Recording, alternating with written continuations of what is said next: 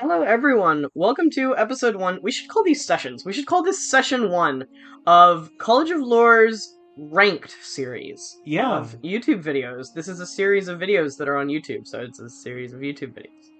This is our weekly show where we rank something in D&D. Yeah, something vaguely D&D related, usually. I tend to make the list, and Cass tends to tweak the list after the fact. Yes, hi, I'm Cass, and I tweak the lists. You write everything down, and I'm like, well, that sounds stupid, and this should be way higher than it is, and then I make you change something by... I think the most we've changed something in one of the ones we've written thus far is like 20 places on a list, so... I have opinions. When I was super tired. I've been super tired since we've started working on this. You don't have any excuse. Anyway, the thing we are reviewing and ranking today, reviewing is maybe a strong word, we are ranking every published 5e pre-written adventure module, of which there are 24? Is that the number? Yes. You're the expert here. You did all the research. There are... 24. So, one could say 23. One could say 23. I feel confused by that. One of them comes from D&D Beyond, but much how, like, Bloodhunter is going to be on our classes ranks video, I decided to include it as well. Okay. It is official D&D content, just not released via Wizards. Alright. So this is subjective. It is very subjective. Both of us have a very specific kind of playstyle that we enjoy. That basically what that boils down to is dungeon crawls and combat heavy stuff are gonna be lower on this list than you might place them if you really like dungeon crawls and combat. I'm gonna try to say something positive and something negative about each module. This is catered to our personal tastes. We prefer roleplay heavy with roleplay opportunities. Yes. We prefer long form over short form. Yes. And we like things that can kind of generally tie in and connect to each other in strong ways. Yes, and we like replay values. Yeah. Yes, replay value. So, with all of those factors in mind, something that's really high up on the list for us might not be something you vibe with. If you are a fan of dungeon crawls, those will probably mostly be pretty low on this list. Yeah, but if you like them, you know, we'll mention, hey, this is a really heavy dungeon crawl game, and that's why we have it here, but you might like it, and you can reference that. And, I love to say... if your list was the reverse of our list, that would be just as valid. Yes. It's a little weird, if that's the case for you. Specifically because of a couple of them. It's still valid. It's not impossible. It's just kind of unlikely. It's fine that you could hate our number 1. I find it hard to believe anyone's number 1 could be our number 24. Yeah. I kind of... I could see someone really disliking our number 1, but it's a small percentage of people. I know a couple people who don't like it. Okay, well, those people are wrong. It's my favorite. Actually, no. You're allowed to be wrong, guys. I actually know a bunch of people hate our number 2. Huh. I don't remember what number 2 is, so I guess we'll find out. The audience says no, neither do the audience... I read it, I just don't remember it. Anyway. We're gonna rank all of these modules from 24 to 1, going in... worst to best order. Subjective worst to best. Yeah, so again, totally subjective. We are not an authority here. We are going to basically let you know what each module is, what it does, something good, something bad, the playstyle it tends to work with best. If you really, really strongly disagree with anything on this list, tell us in the comments. I don't want you to be mean to me about it, but I would love to hear your thoughts and opinions. Just don't make me cry, I'm very sensitive. And hey, don't you be in last place on our ranked list of every person ever. Why would we do that? Subscribe! This is gonna be the longest video in the world when we finally make a ranked list of every person ever. 7 billion something entries. Close to 8 billion entries on this list of every person ever. We'll be here for years. By the time we publish it, several people on the list would have died and been born. Yeah. Several thousand, probably. And millions. If you could tell us where we ranked by pressing the like button, we'd greatly appreciate it. Why did you say that? So, before all of these, I write a little spiel that I put, like, in front of ranked, but I also put in front of, like, top 10s. Uh-huh. And you sound very silly. To remind people to subscribe, and I sound ridiculous, and I'm fine with that. You are allowed to sound ridiculous. I would cry if I had to say that on a YouTube video. Well, you do not That's why it's your job. Yeah. It's your job to be I'm the silly. shill. It's your job to be silly on the internet. It's my job to be everything else on the internet. Let's get into this. Let's get into this. Number Right. 24. The Lost Dungeon of Wickedness. God, that is a name. That is a name for a module. So, I don't get this one. I don't either. I'll admit it. I don't watch Rick and Morty. This is a Rick and Morty themed pre-written This is module. a Rick and Morty and D&D tie-in module. I don't really understand why. I don't know what, if anything, the two sources have to do with each other. I know someone involved in the show has a D&D show a la Crit Roll. Which is probably where that comes from, at least partly. That seems a tenuous connection at best. Yeah. Like, more power to you if you're really into Rick and Morty, and this module might be higher if you're really into Rick and Morty. We're not, though. I've never seen a bit of it. No, and maybe, this is middle down there because I don't get it. Yeah. But additionally, it's one dungeon. It is straight up just one dungeon with like 30-ish rooms. And I don't like dungeons. There are roleplay opportunities within. And it's cheap at $20 basically. Yeah. But like it's a 1 to 3 level like adventure starter. It's shorter than most things like Lost Mines or various other starting adventures. Yeah. And it's contained in one dungeon, which is the big thing that draws it back. And also the fact that you have to be into something else to really enjoy it at all. Yeah. Those are kind of the two drawbacks, and they're pretty big drawbacks. So the other thing about this is, by the conceit of the game, you are meant to play as characters from the show, role-playing their own D&D characters. Yeah. Which, like, that's fine if you want to. tell me your thoughts on that as someone who's like, would you ever be interested in doing that? Genuinely, there are pieces of media that I love that if I had to play as one of those characters playing a D&D character, are the characters that they play also pre-written? Yes. That's worse. I think I could vaguely maybe see myself, and this is something coming as an avid role player, not just for like role-playing games like this, but also like text-based roleplay, fan fiction writing. These are things that I'm interested in. And even then, I could not see me enjoying that kind of concept in a tabletop game setting. I'm the kind of person who would probably, if it was well written, read a fan fiction or something that was based around, like, these characters playing D&D characters, but I don't think I want to do that myself. I think love... It's better served as something you can read as, like, a mini novel or something instead of this. I love Ruby. Yeah. So much. Ruby's I make no secret about that. Yes. But if I had to play a module where we were playing as, like, the pivotal title characters of Ruby, playing D&D characters that we didn't even get to decide if they made sense for them or not, I would not do it. I would be totally fine to play the characters from Ruby. Yeah. And I would be fine to use that setting, Yeah. or its premise, which we have done before in several home games, But similar not- things. But not this. This is just not the vibe. It's frustrating. Now, that being said, if you're a huge Rick and Morty Yeah. fan, if that's the kind of thing that sounds cool to you, go for it. Like, this is just our opinion. it comes with other stuff. I don't necessarily get it. But if you are a big Rick and Morty fan, especially if you're a Rick and Morty fan looking to get into D&D, or Yeah. if you are trying to get a Rick and Morty fan into D&D, Yeah, you can kind of use this as a jumping off point for that sort of thing, but that's such a specific thing that it doesn't really earn any extra points in that regard. But it's not that deep, it's not that long, and you run into an issue of it will last you one night, maybe two. Yeah. The only other thing that is kind of notable from what I've read of it and from what you've told me about it is it's well written and the humor is funny if you like if you like Rick and Morty's style of humor.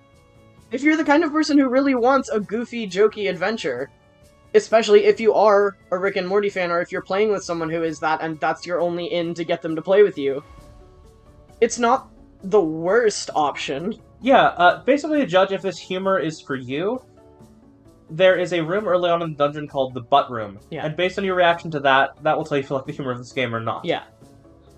I don't know what's in it. I don't think I would find it interesting, so this is not for me. Yeah, But it might be for you. I don't think you can have a bad time. You could play this with a group of, like, goofy teenage boys, and they might get a kick out of it. I'm not a goofy teenage boy. This is great if you're trying to start a D&D club and all you have is, like, you know, guys who aren't really out of their shell to roleplay. Yeah.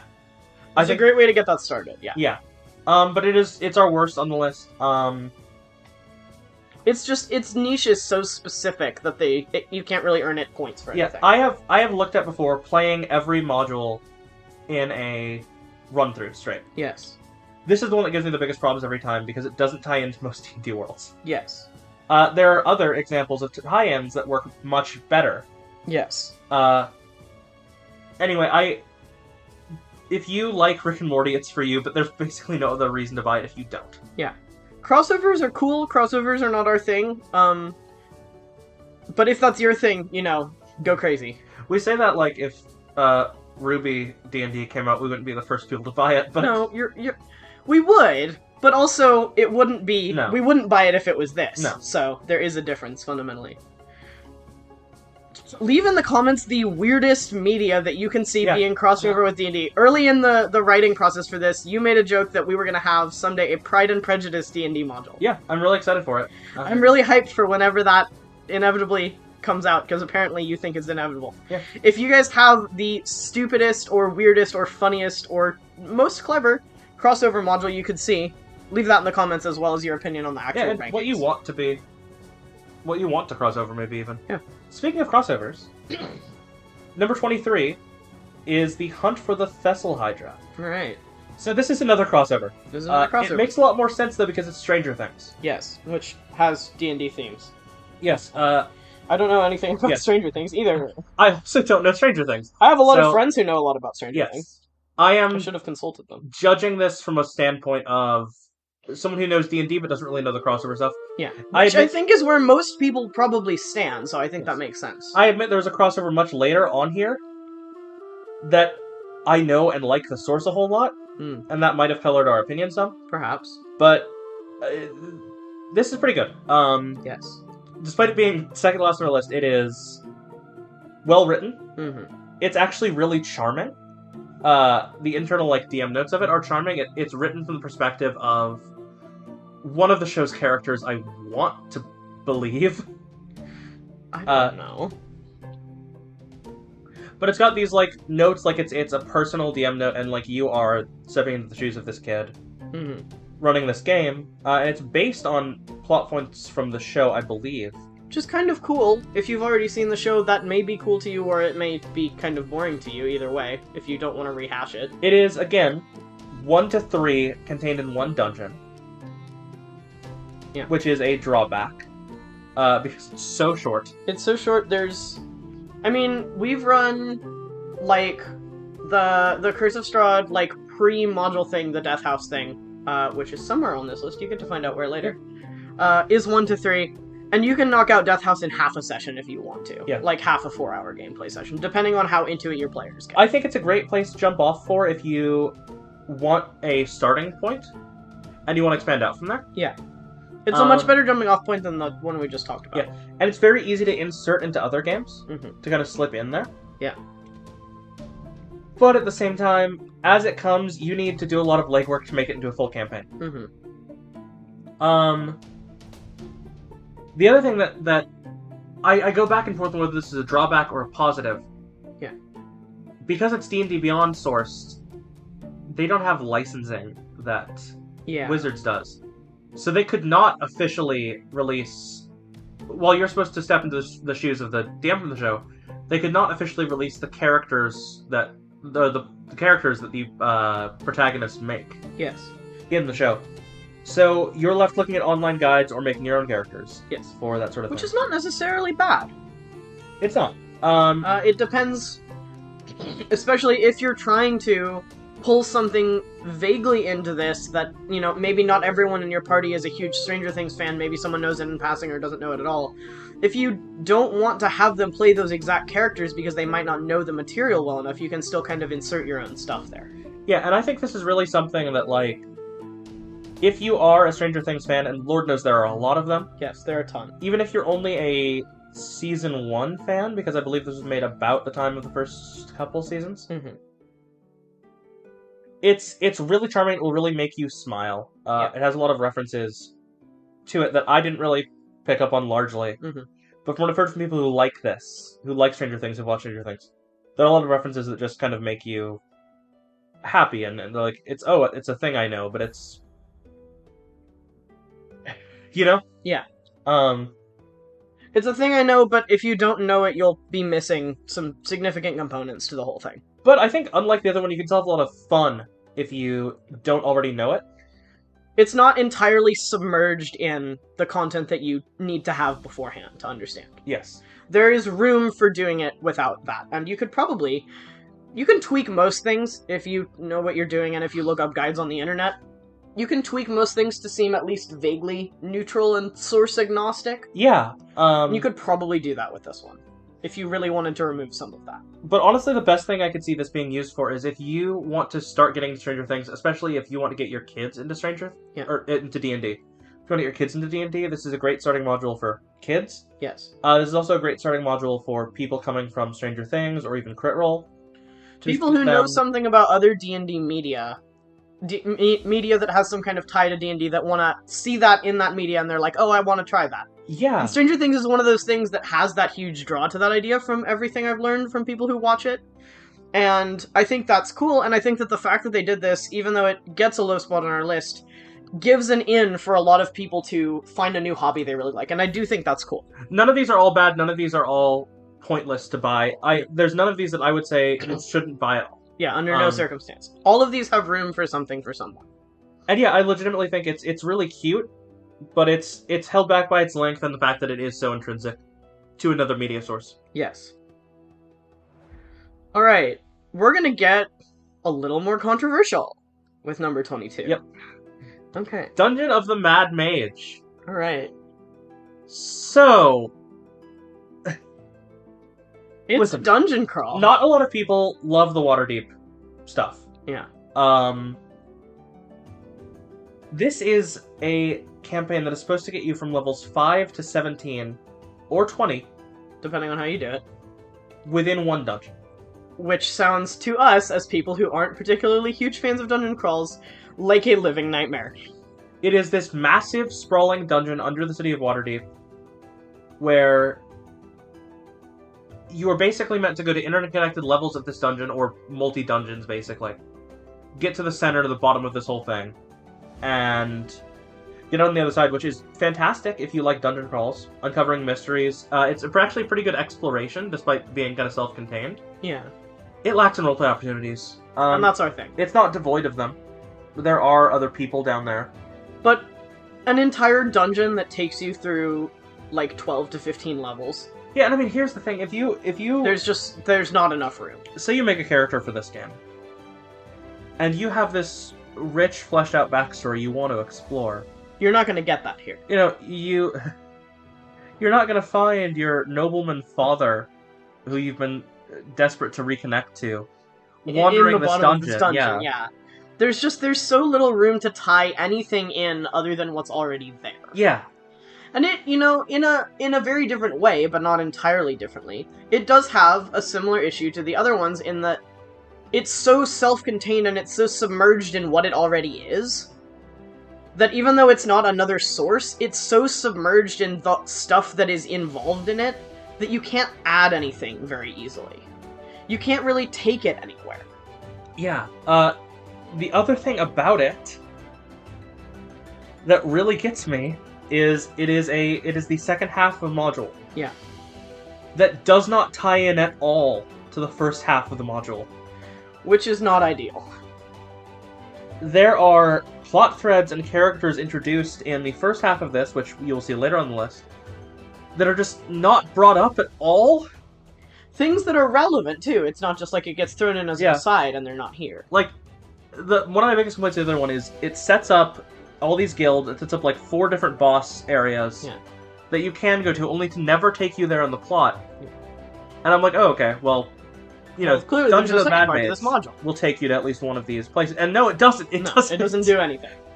It basically just throws that aside for the vast majority of it, and it doesn't get a ton better as it continues on in that regard. And aside from, I know Dream of Many Eyes was going on at the time, I know the Awning Portal is a big thing they were pushing. It doesn't feel necessarily like this had to be set in Waterdeep unless they wanted to put the name Waterdeep on it. Yeah. And there are definitely some good things about this. I mean, it's a dungeon crawl. If you like dungeon crawls, that in and of itself should be a sell for you. If you want to make just basic characters that don't have a ton of backstory and just slog through this for ages because that's what you enjoy, it's for you. It's good for you. It is a dungeon crawl. And the dungeons are, from what I understand, pretty well made. They're really well designed. And if you want to go in depth to exploring them, you can do that and you will have fun with that. But if your goal is to find roleplay opportunities in this dungeon, or you are a party that doesn't like random encounters a whole lot, like us, this module is not going to give you what you're looking for. I say it like it's 23 interconnected rooms. It's not. It's 23 interconnected dungeons. Yeah. I don't know if there's a dungeon in this book that will take you, that you can finish in less than a session. Yeah. So it's definitely long form.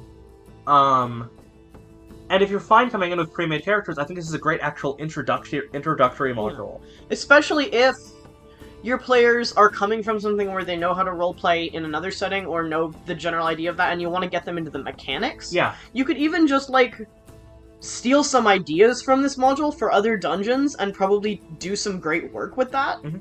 This is something that it is very sunk into itself if you follow it all the way, but if you pull pieces from it into something else, I mean, this is the kind of module I would love to get my hands on and just use as a reference for when I inevitably need some kind of dungeon crawl. Yeah, there are also, the one thing I would say is, as far as the storylines week is the other thing. And again, that's, if you are fine with the dungeon crawl, that's great. There is a long process of these random kind of interspersed dungeons, met with at least a bit satisfying encounter at the end of the dungeon. Mm-hmm. The biggest problem is there's no reason to go there at all, given to the players, really. And if you want to... Basically, the only way to play this is give them a reason that you've homebrewed as a DM to go down into the dungeons. Yes. Or if you're starting a new campaign or starting a new group, just say, hey, you're exploring this dungeon together. That's all you need to know. Yeah. It's very plot light, very storyline light, and that can really let it down if that's your thing. But if it's not, yeah.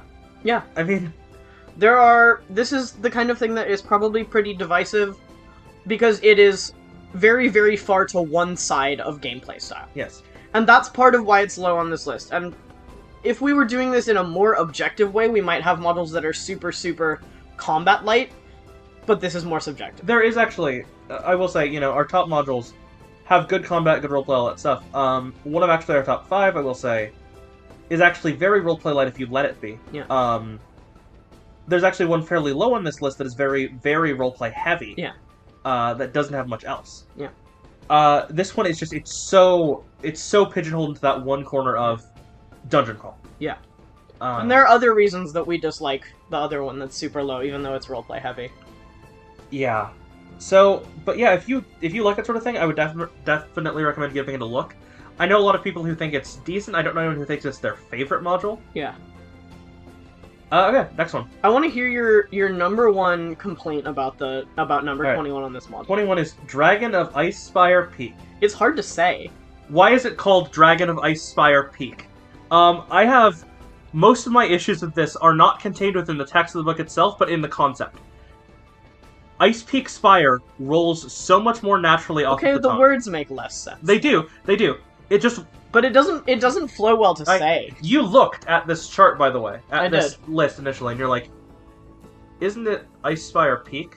Yeah, and you were like, oh. Oh. It is, isn't it? Yeah. Yeah, I looked at this when we were first writing out the ranking for this, I was like, you wrote this title wrong. Was that... did you mean to do that for some reason? You were like, no, I just can't stand the way it's supposed to be written. It feels like calling a module Dragon of Mountaintop Summit. Yeah. And I don't know why. It's a fancier way to say you're on the top of a mountain. It's really tall. Lizard on a cold mountain. Yeah. That's what this boils down to. It's like, fine. Peak and Spire mean the same thing. That's my point. Peak and Spire mean basically the same thing. Can we talk about the actual module? Because that is important. Okay. So I appreciate your complaint. I also want to hear the other complaint. Big problem with this is the setup to it. It is a 1 to 5 starting adventure. Mm-hmm. Set in Phandalin. Yeah. The problem with that is the other 1 to 5 starter set adventure takes you to Phandalin. Phandalin. And then goes other places after that. And I admit, this does take you to places. It does take you to other places. But the setting is, it's tied into reason to go Phandalin. back. The dumb thing Unless is, you it's actually, it's centered around Phandalin. There's this board of, like, odd jobs adventures. These little, like, self-contained kind of one-shot mini adventures to do. Mm-hmm. Set up by an adventures board in Phandalin. But why not set this someplace that doesn't make comparisons to a very well-received module with basically the same purpose? I just, like... It seems kind of like wasted potential to put it somewhere else and do something else with it. Because it's gonna draw comparisons no matter what you do to the other one, and the other one is probably better, considering that we haven't said it yet. Really well liked. I don't like. I'm all it's for... the worst version of Lost Mines. Yeah, like, and I'm all for, you know, the idea of, like, oh, bringing up places from other modules in different modules to make it... What's the word I'm looking for? To make it feel like a living, breathing world. Yes. But it serves the same purpose as the other place set in the same place. And it just... And you can't... There's not quite a reason to try both at that point. Especially because they all run through the exact same levels. Like, I don't know why you would play Dragon of Ice Peak Spire. Yeah, that's what it's called. Of Ice Spire Peak. Long pause. Yep, that sure is the name of this module. When Lost Mine exists. Yeah. That is my biggest gripe with it, because it doesn't do a whole lot more with the setting. It actually... It just seems like it's there to be there, and the fact that it serves the same purpose as Lost Mine is just... It seems like a waste of good concept and vaguely interesting stuff contained within it, because they set it exactly the same way as something else is set, and you probably won't do both. Yeah. I like the little side quest one-shots. I think they're neat. There's not a lot of tying them together to make a cohesive plot, and basically you go to a place to do a side quest. There is a 5% chance that a dragon shows up while you're there. Yeah. And eventually get strong enough to go to the dragon's lair and slay it, and it's fine. Yeah. It's kind of a neat little module, but its plot is light. Its plot is fairly lacking. Yeah. There's some fine stuff about it. I mean, who doesn't love fighting a dragon? Yeah, I mean, a dragon is a fantastic boss, a fantastic encounter for any sort of module. Yeah. It is better than the Black Spider encounter in Lost Mine, I will say that much. I like the Black Spider encounter, but not as it's written. Yes. You can make that way more interesting if you try, but it isn't really that interesting by default. It does, I am remiss to point out, it does have the option to go to level 7, which is slightly different than Lost Mine. Just a little bit. The problem that I find honestly with both of these, and I'll talk about this more later, but like, if you're starting something with this, it's kind of meant to be a starter adventure. If you're starting something with this one has some kind of... It's even less plot heavy than Lost Mines. Yes, it significantly. Like, Lost Mines is not the most intense plot heavy stuff, but it has so many other ties to things, and this doesn't really seem to have that. Yeah. And also, like, I don't really like starter modules that go to even higher levels, because usually I'm planning on expanding it into something so much bigger that going from 1 to 7 in the starting module is... I would rather go from 1 to 3 and just drag it out because of what I have planned for later. And it's not connected is the problem. It is... Lost Mine is very... Escort a cart, get kidnapped by goblins, or get attacked by goblins, find the city, find out about the gang, go to a castle. It's very straightforward. Yeah. This is... progression. They basically... So, for those of you that have played Storm King's Thunder, Yeah. You know the bad part of Storm King's Thunder? Where you just have, like, several, like, a couple dozen pages of just places you can go in the middle of the book, and you figure it out from there. That is That's the levels entirety 1 of through this. 6 of this game. Yeah. Yeah. Like, Unfortunately. the bad part of Storm King's Thunder is mostly just what this is. Yes. And we'll talk about Storm King's Thunder later. Yeah. I love that module. That part sucks. This module is the bad part of Storm King's Thunder. For an as a entire module. Yeah. Which is not ideal. It is just these interconnected, like, loops of plot threads you can do and places you can go. The module is just a list of places you can basically exist. Yeah. And your players don't technically have to go to them. And, like, I love the little one-shots. I think they're neat, but at the same time, it's so story loose. You know, Lost Mine isn't exactly a fantasy epic to begin with. Yeah. This doesn't have any semblance of a plot aside from, like, the bare bones of it. And for a new DM to get into it, this doesn't help you develop many storytelling skills. Yeah. Also, balancing is a bit of an issue. Because there is potential that your level 1 characters could wander up to CR 2, 3, 5 creatures. Yeah. And that's not great. It's not. There are some neat little characters. I kind of want to shout out a couple people I've read in the book. Don John Raskin as one, and Harbin Wester as another. Okay. I think they're kind of interesting. I love...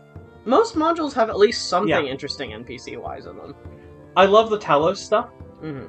I love getting Talos more involved for very personal reasons. Yeah, we have a character that you like to play a lot who has a vibe there. But, yeah, I think if you want to... This is the hardest for me to justify what you should do, what kind of person this is for. Yeah. I think it's for a group that is either very, very roleplay light, or is very tired of Lost Mine and doesn't want to go to a bigger adventure, necessarily. Yeah. Otherwise, I don't see a huge reason. Yep. Alright. Let's talk about the next one. Yeah, number 20, Candlekeep Mysteries. Yes, Candlekeep Mysteries. It's an anthology. It's the lowest anthology. Yeah, so I love it. I think every single one of these adventures is great. Yeah. We're ranking these as modules. Yes, and that's the problem. There is, in a lot of other ones, there is some pretext. The other things I've released, there's a pretext of, hey, you can loosely tie these together. There's something that can connect them if you want there to be. Candlekeep Mysteries is just like, what if this book of one-shots was in a library? Good luck. Yeah. I think it might, ironically, be the best written of the anthologies. Yeah. But as a module, it is the least cohesive, the least coherent, the least, like, clear when you're trying to run through it. That being said, I love the concept. I love that it was community created in many ways. Yeah. A lot of people in the D&D online community, players that play games on, like, Twitch, do videos on YouTube. Hey, we do that. We do that. Let us write stuff like this. Please. Our rates, I know you would kill for that. Our rates are very reasonable, and by reasonable, I mean I'll do it for free. Pay us an exposure. This is the only time we'll accept that. Yeah, I love all of the mini adventures, and they're not necessarily one-shots. They can take up to 2 to 3 sessions. But that being said, like, I don't like how there's no overarching plot looping. If that's not something you care about, if you're looking at an anthology to have some random unconnected one-shots, that's fine, and this will work fine for that. It'll work great for that. But a lot of people, from my understanding and from my personal preference, like to tie things together in some way, and you have to do all of that work yourself, and it is not the easiest thing to do that with. Yeah, we can't talk much about the plot of the game, because there isn't an overarching thing. We could go into each individual one-shot, but that would make this video 3 times as long as it needs to be. And it's going to be long as it is. Yeah. It's going to be very long. It's if there was more organization and more of a plot thread, this would be significantly higher. But the fact that if you want to connect these, you have to do all of that work yourself. Yeah. It's what holds it back. And I feel like we're talking very little about it, but that's all I have to say, really. You can't go into it without ruining the rest of it. In a lot of ways, because it's so single. It's so singular and isolated. Right. That's the only real problem with it, because they're great stories by themselves, but they're by themselves. Yes. If you want one recommendation, or even a couple of the ones from this I really like. The one written by Chris Perkins is pretty fantastic, as is the one written by Mark Holmes. Alright. Number 19 on this list. Oh, this one hurts me. Strixhaven. I wanted this to be good so bad. Yeah. I genuinely, really, really wanted Strixhaven to be good.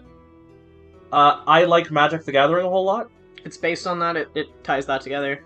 I loved the idea of a Magic school setting. It's not very good.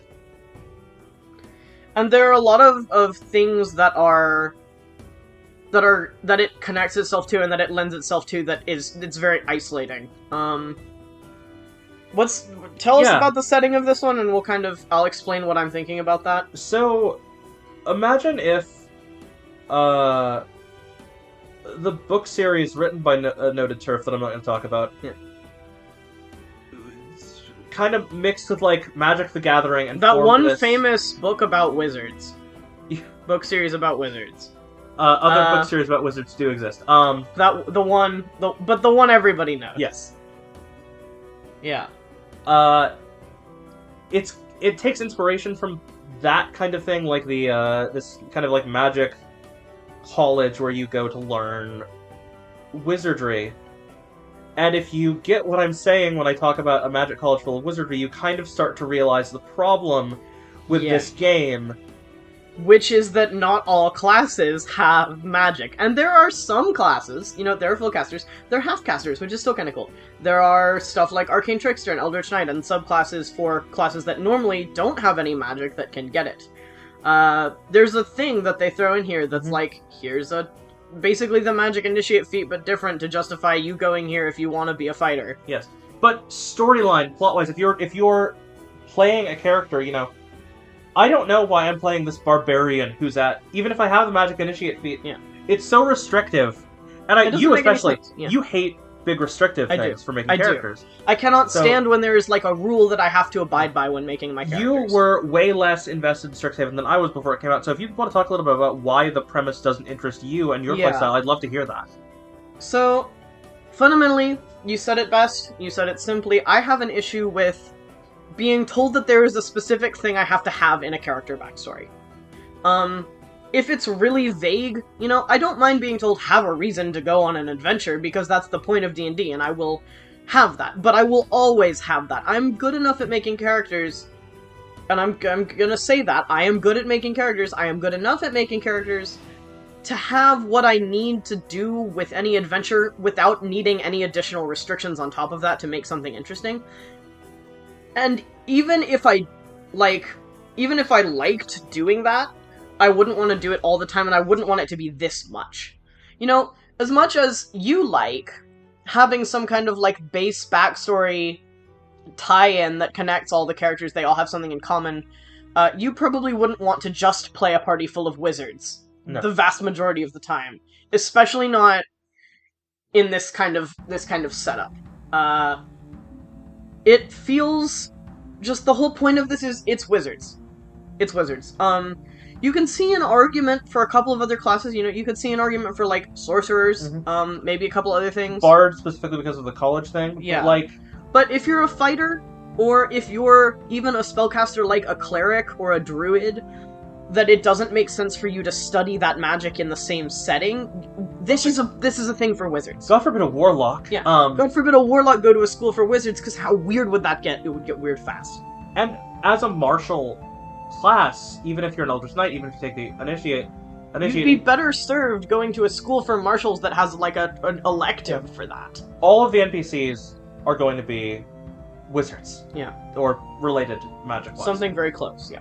And you're going to feel like a fish out of water 90% of the game. Yeah. And I just don't know why you'd want to do this unless you specifically want to do an all-caster party, because anyone else is going to feel kind of left in the dust. Yeah. I think they could have been better served here to have divorced itself from the Magic the Gathering setting, and I know it's a Magic the Gathering tie-in, so they were never going to do that. Yeah. And make it an adventuring school. Yeah. Make it a school for adventurers. A la something like My Hero Academia or Ruby. Something where the whole point of it is not just you get to learn how to cast Magic Missile. Yeah. The point of it is, at that point, if you expand on that, it is, you get to learn how to go out into the world as an adventurer. You know, it's like going to a trade college. That would be a really cool way to do it. Yeah. But they didn't do that. They made it way too restrictive and specific. And also, they don't actually do a ton with it, despite the premise of it being school. They don't have a ton that is... There's like 4 different classes that it focuses on, and it's like 1 a year, and then they just don't build the rest of it out.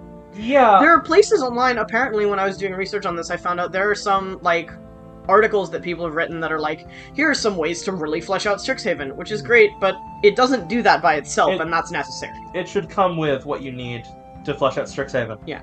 It should be fleshed out. It should not be the work of random people on the internet, even if it's their job to write that sort of thing, to write this, because it was also the people's job who wrote the module to write that sort of thing, and they didn't. I don't understand why it seems to hate its own premise so much. Yeah, it dooms itself by being so restrictive.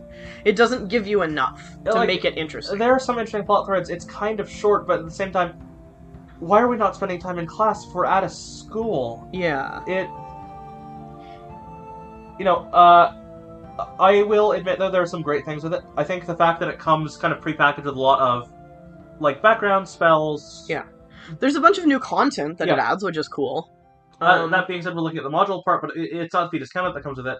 There's something I love, which is a relationship. There is this mechanic that is inspired clearly by dating sims. Which is great. Because this game has a lot of NPCs. Yeah. And this is why I say this is a very roleplay heavy one. There's this, like, whole relationship mechanic. One of the first really mechanized roleplay things Wizards has tried. And it works well? Yeah, it does, it does. I Which really cool. like it. And it really does function like a dating sim, if that's what you're into. It has a lot of good ideas in it, but it doesn't bring them together in a way that makes sense. Yes. It has all these good ideas, but all of them are kind of restrictive in other ways. This game might actually be infinitely better if you're playing one-on-one D&D. Yeah. Yeah. That's a great way to look at that, yeah. If that's something you want to do, which is something we've done before, because there's only 2 of us, and when we don't want to play several characters, we just do that. Or if we don't have anyone else to play with at the time. Yeah, that's also fun, and that's cool, and that's a great way to get people into it. It's also, probably, if you're doing it that way, a great way to get people into how spellcasting works. Yes. So if you want to do, like, even if what you want to do is borrow a little bit of Strixhaven stuff for, like, a session 0.5 with one of your players who is a student of magic before they go on their adventure. If you're the kind of person who likes to do little things with each character before they all meet, that would be a really great way to do it, but as a whole module, it doesn't make a ton of sense. Yes. The other thing I will say is... This is another one of those things where you can pull pieces from it to do other things, but doing the whole thing doesn't make a ton of sense. Take the dating sim system and apply it to your own thing. I will say one thing I want to kind of put a warning on if you're looking to play this, if it sounds interesting to you. Mm-hmm. Despite everything we've said. Yes, you can move around this, but the game actually encourages romance. Yeah. Which is one of the first modules to ever do that. Yeah. You don't have to, but it encourages it. Yes. It could be more fleshed out, it could be more inviting to other things, but within what it is, it's not bad, but like with a lot of the other things on its list, it is what it is. Yeah, and I mean, it's a concept that a lot of people like. It's a concept a lot of people could really love, and it's not really exactly a hard sell. It could just use some tweaking. Yeah. But I love the dating sim thing. I just wish it did more of the setting and it had more for marshals. Yes. But why go to the College of Strixhaven? You can go to the College of Lore. Yeah, subscribe to our YouTube channel. Alright. Number 18. Light of... We're like a third of the way through this now. Or a fourth. Yes. Holy shit. Okay. Light of Yaris. Yeah. I think it's how it's pronounced. Yes. It's the newest one. It's the brand new one. At the time of writing. It is the baby. It's the baby. Okay. It's fine. It's very goofy. Yeah.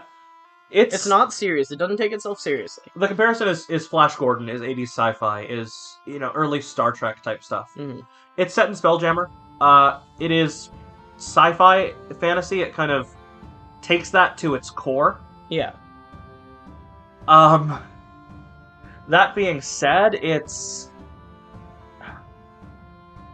so campy. It's so, like, this very... It doesn't take itself too seriously, which again can be great if that's your vibe. It doesn't have that high of stakes. And that's great if you're a low-stakes, not super emotionally intensive party.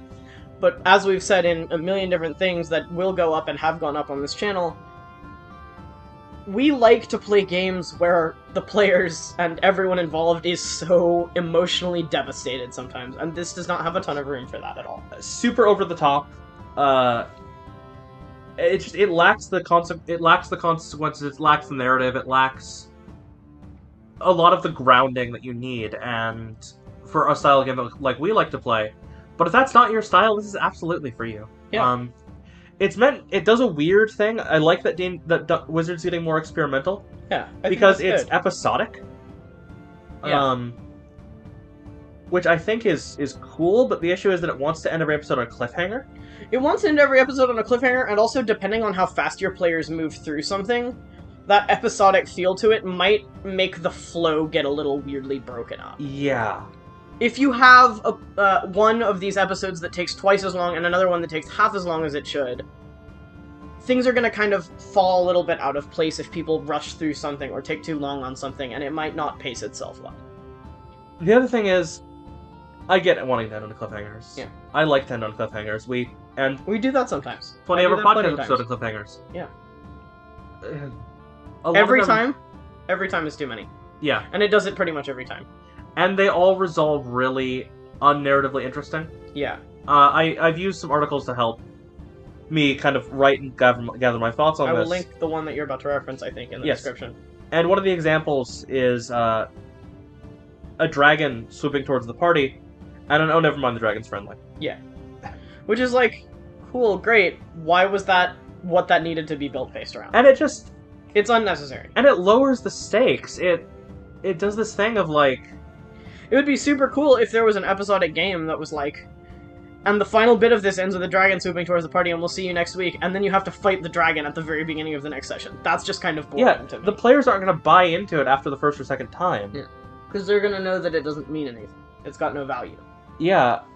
It's just shock value at that point. And it feels... There could have been a lot done with the Spelljammer setting.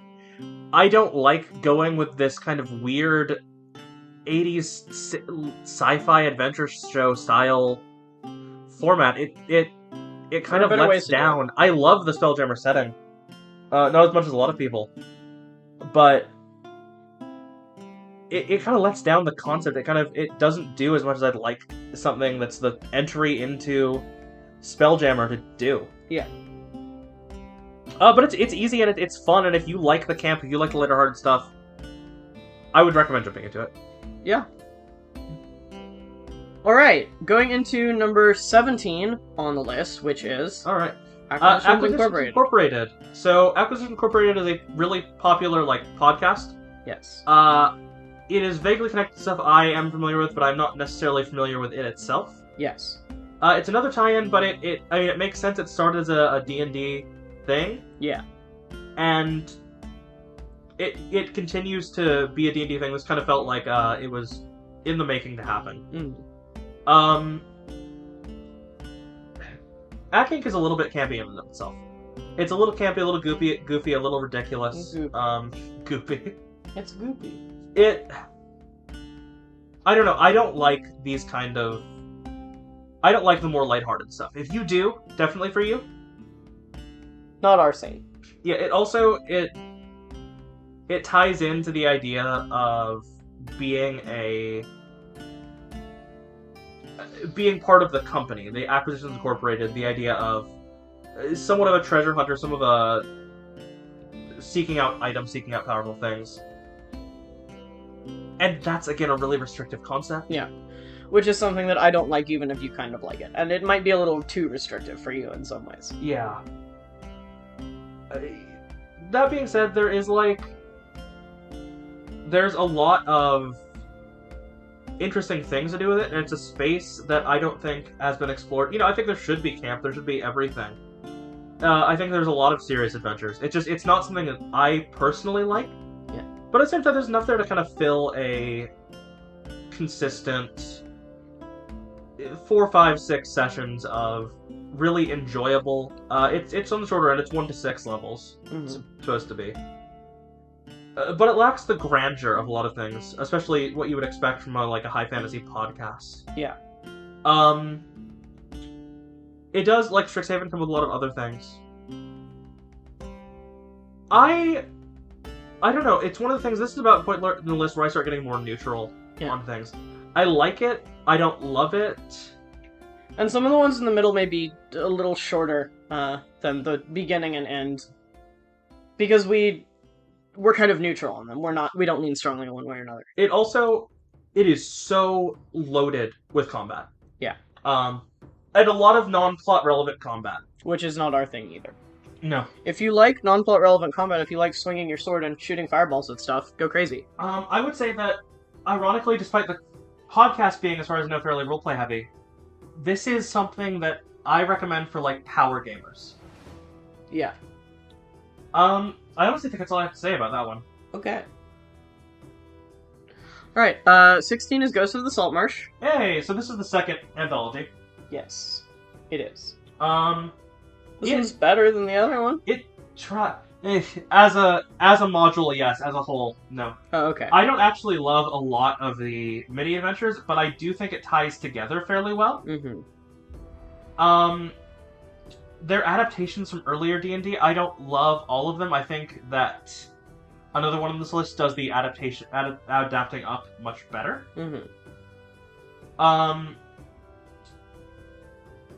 I think it gets saddled to a mechanic of a lot of the nautical theming and nautical stuff here.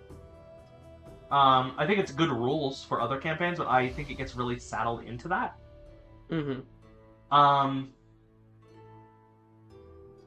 I don't know. It's an anthology that does do an effort to tie things together, but the modules themselves just aren't. Yeah. The adventures themselves just aren't quite as engaging. And it happens when you're adapting things up. I've adapted campaigns up before. And some of them are super bad and boring, and you've had to add a crazy amount of stuff to them. Yeah, and it seems a bit more focused on maintaining the original feel than updating it for how 5e has evolved as a kind of culture and a thing. Yeah, which does itself a little bit of a disservice. If you're trying to port something up, I personally believe you should try to port it up in a way that makes sense with the current system. It also has a ending problem. In that while the narrative threads are a little more there than in Candlekeep, so many of these I don't think there's a module in this book that ends well, or that ends how it should. It all kind of feels abrupt and cut off.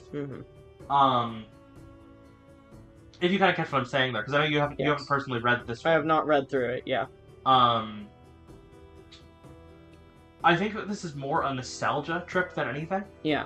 I think if you're buying this, you're buying it for the nostalgia of it and the idea of running some of these old adventures as one-shots.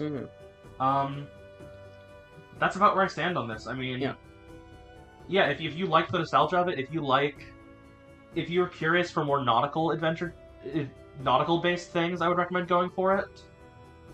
And it has some good rules for that. Yeah, absolutely. Apparently the rules for that, they may leave some to be desired, but having rules for that at all is exciting. In the same way that the environmental rules for exploration in it's Rime of the Frost Maiden, I think. Yeah. That stuff has some interesting stuff to it. Even if the rules aren't perfect, at least it's a starting point, and that's always nice to have, so it does get that as a plus. It's rules. It's stuff you can reference. As with many of the other lower modules. And kind of similar to the other anthology, kind of similar to Act Inc., there's not much I can talk about plot-wise. Yeah. Yeah, this is... it has some points. It's fine. We're at the point where we're saying a little less about these because we're kind of more neutral. Yeah, there's not a ton of super strong points in either direction. They're just kind of... They're mediocre, and that's why they're at the middle of the list. If something is something we really don't like, we're going to tell you why we don't like it. Yes. We don't have a ton of thoughts on this because they're just mediocre. Yeah, psychologically people have more to say about stuff they don't like. Than stuff that they don't care about a ton either way. Yes. So, this one's also a collection. This is an anthology. Yeah. 15 is Journeys Through the Radiant Citadel. So, I love the backdrop of the Radiant Citadel. This is also a fairly new one. It's the thing other than the previous one on our list. Yeah. that ties into Spelljammer that is sci-fi based. Mm-hmm. It's an anthology, and I like it a lot.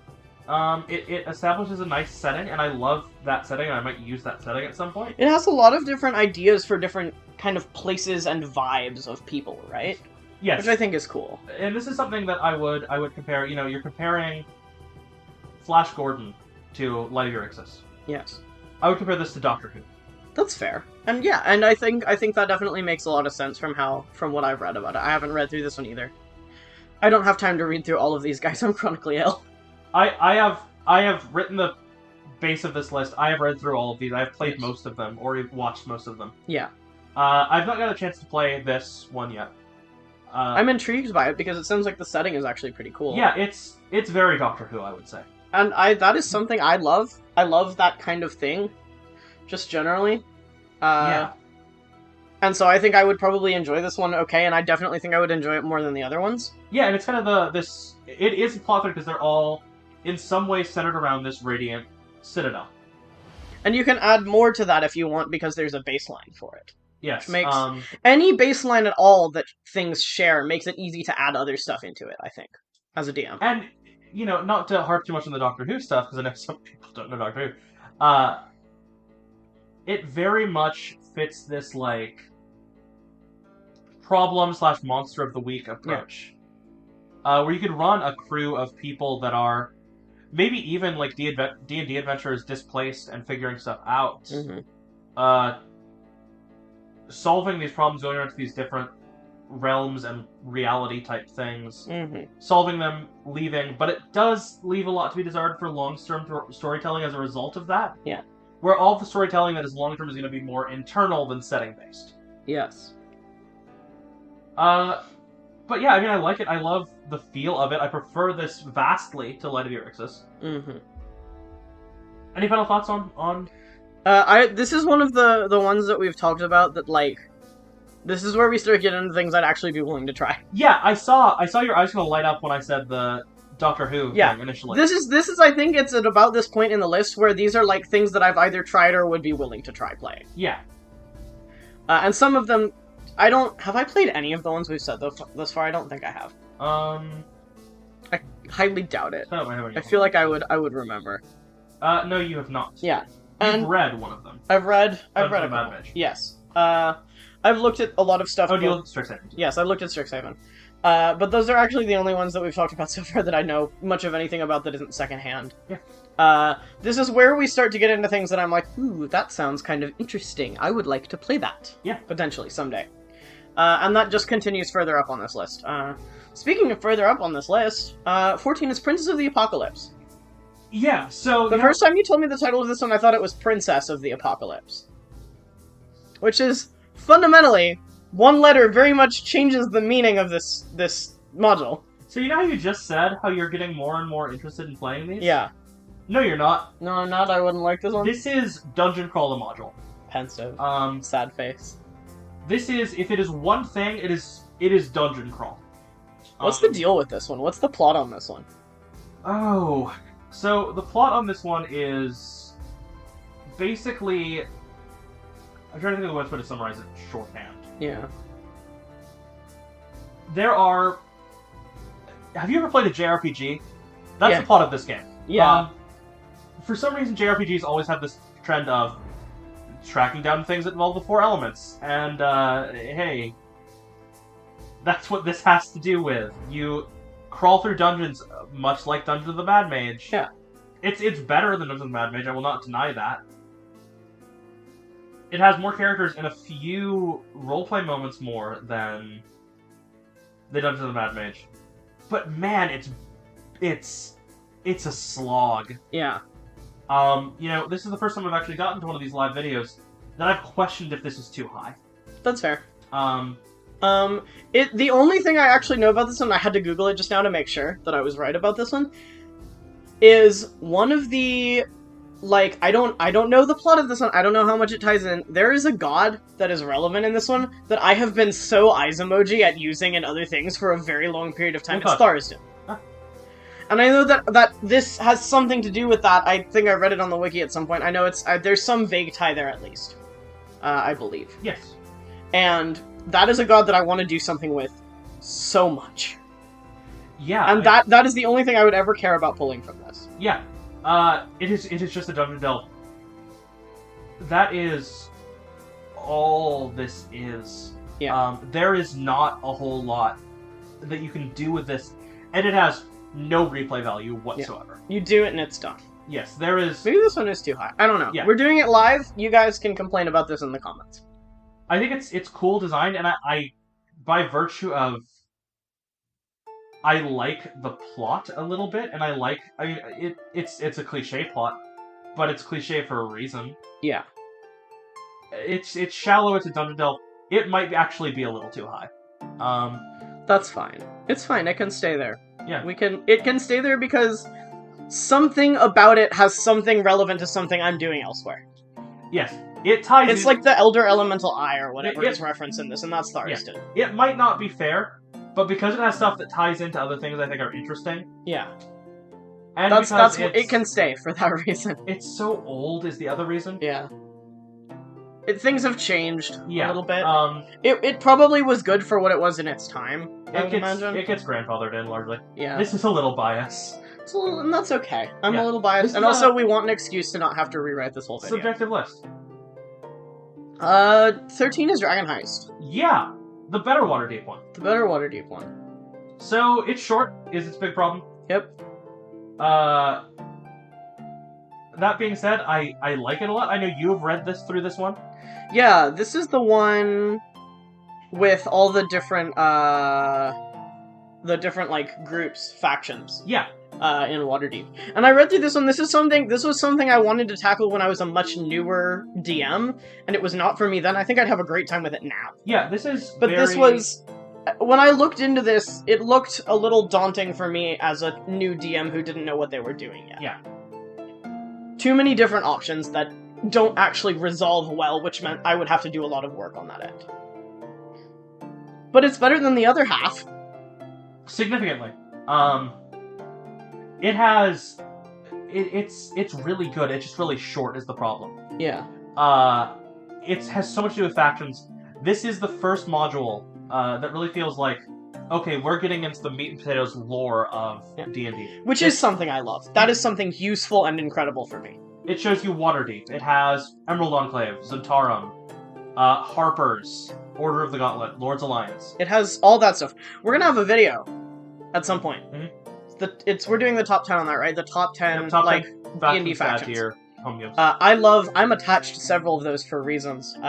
Some of those are already coming up in our actual play, most of which will get dropped later, but some of that does come up later on in the actual play that we have recorded. At least one of the characters is a backstory connection to one of those groups. And some NPCs are also involved in that. Yeah. Later on. This could have really served to be longer, especially because Dungeon of the Mad Mage doesn't capitalize on much. Yeah. I would have loved if they switched the length of those two. That would be super cool. I would be super here for that. I love most of the NPCs in this game. Yeah. I have a personal thing against Jarlaxle, but... Because of a home game, mostly. Yeah. Entirely subjective from... Divorced from the actual text of the module. We just don't like that If you were to entirely subjectively take Jarlaxle, cool character. A lot of really cool characters involved in this. A lot of really iconic characters. Xanathar, Jarlaxle. Yes. There's a ton of stuff in here that influences a lot of other things and references a lot of other things. And one of the first ones that has a bunch of replay value, actually. Yeah, because there's so many different things that you can put at the forefront. Yeah. I looked at this as a reference for like a borderline like political intrigue. Yes. If you like intrigue, this is your thing. If you love roleplay, this is your thing. Yeah. It's kind of let down on this list because, like I said with Dungeon, like I said with Prince of the Apocalypse, if roleplay is not your thing, this is not a book you should play for your group. Yeah, and the other thing about it is... it does a lot of building up to some things in the text of the book, and then it doesn't use it. Yeah, I mentioned earlier, the article that I've used as kind of a base mentioned this, and I tended to agree. Yeah. Why does it describe the villain layers to not take you there unless the DM chooses to? A surprising amount, and this is from what I remember of this, a surprising amount of this is like, you can pick this path and go down this path, but it won't actually lead you anywhere at the end. The end of this path is like, oh cool, you got to the end of the path, go back the other way. There's an Adventurers League module that is described somewhere online. There is a, if I remember to link it, I'll send you a link in the description of this. Yeah. To a Puff and Forest video. Fantastic creator, check him out. About an Adventures League module that just takes you nowhere and takes you in a bunch of random paths full of red herrings. Yeah. That's kind of what this game does, and kind of feels let down by it. And if you have the ability to craft more out of that and drag your players there in an interesting way, it can work, but especially because when I was looking at this, I was a new DM and I was like, why is this all here if I don't know how to use it? I don't know how to use this, how do I use this? And my big tip for this, and the game will not tell you this, if you can make your players tied into Waterdeep in some way. One of the player characters when we tried to do this the first time was the daughter of, like, the most powerful noble in Waterdeep. Yeah. And it adds, if you can get your players already connected to the city already caring, yes, it changes things so much. You can get your players invested in the area they're in and the people in the area they're in. And if you just have that baseline connection, this gets a ton more interesting. Yeah. But again, that's legwork that isn't in the module. And that matters. We're not ranking this on how much you can do with it. We're ranking this on this is what the module is. So yeah, do you have anything else you want to say about that one? I don't, but I'm actually going to make an executive decision right now. Okay. Retroactive change, editing team, and I'm sorry for this. Alright, that's fine. Strixhaven is now number 18.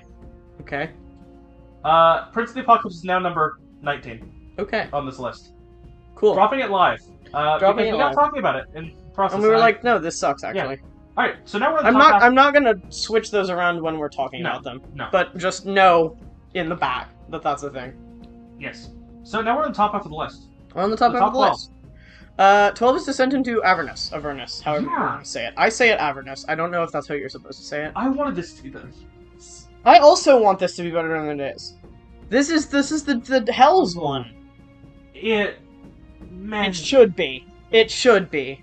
It should be better than it is. It's just one giant fetch quest, right? It's a fetch quest. It's a fetch quest. It, again, because of its setting, is so hard to tie backstory stuff into. Yeah. It is liked... It's a great stop in a longer thing, I figure. Yeah, it is liked for one reason. That reason is the cool, like, vehicle rules and vehicle... Like, the cool kind of custom-built vehicles you can make, kind of like a Mad Max type thing. I don't love that gimmick. Yeah. So my love for it is kind of dragged down. Mm-hmm. It is such a cool setting. I love the setting so much. And don't they do a ton of building out of it, right? They do. At least for the first part. Complain about the building out for the little beginning. I actually like it more than I like the Hell Crawl. See, that makes sense, and that's probably how I would see it, because I love world building and I hate fetch quests. Yeah. It's funny I say that because Curse of Strahd is my favorite module, and it's technically a big fetch quest, but there is also other stuff that you're doing. You know, killing a guy. The other thing is that if you were doing this book is thick. It's got lore that you need to... You know, I say you need to know, you don't really need to know it, it just has it there. It's just there, and it's dense, and if you don't know that you don't need it, you're going to read through it and not be that terribly useful. I made that mistake. The first time we played Descent into Avernus. Yeah. I made the mistake of reading all of this, and I'm like, where does this come... Oh, okay, I guess it doesn't come It doesn't come in, yeah. There's a ton of stuff you're like, wow, this is really cool lore. Why is it in the book if it's not useful to me? If you want to run something at a homebrew in Baldur's Gate, I would also recommend buying this for the Baldur's Gate, like, lore and description, more than I would for the adventure. Yeah, the vehicle rules. And this is again, we've talked about this several times, I've said this several times, this is a great thing to pull pieces out of and use for your own personal reference. But you don't need to run the whole adventure to get use out of it. And the point of it is ranking the whole adventure. It gets to the top 12. It gets into the top 12, basically on premise alone. It gets to the top 12 on premise and the fact that everything else sucks more. Yes. And it is so easy to transition out of. You know, I talk about how easy it is to transition into or out of other games. Mm-hmm. So easy to transition into something horrible happening. You know, we've talked about something potentially horrible happening in some of our games. Yes. And the idea of it starting with Avernus descending into hell. Yeah. It's a great way to start. That being said, I think that's about all I have to say about this. Yeah. I complain about this one a lot, but I do like it a lot. It's just... It is very simplistic, but it's The Hells are such a cool setting. I love the Hells. I wish that it had done more cool stuff.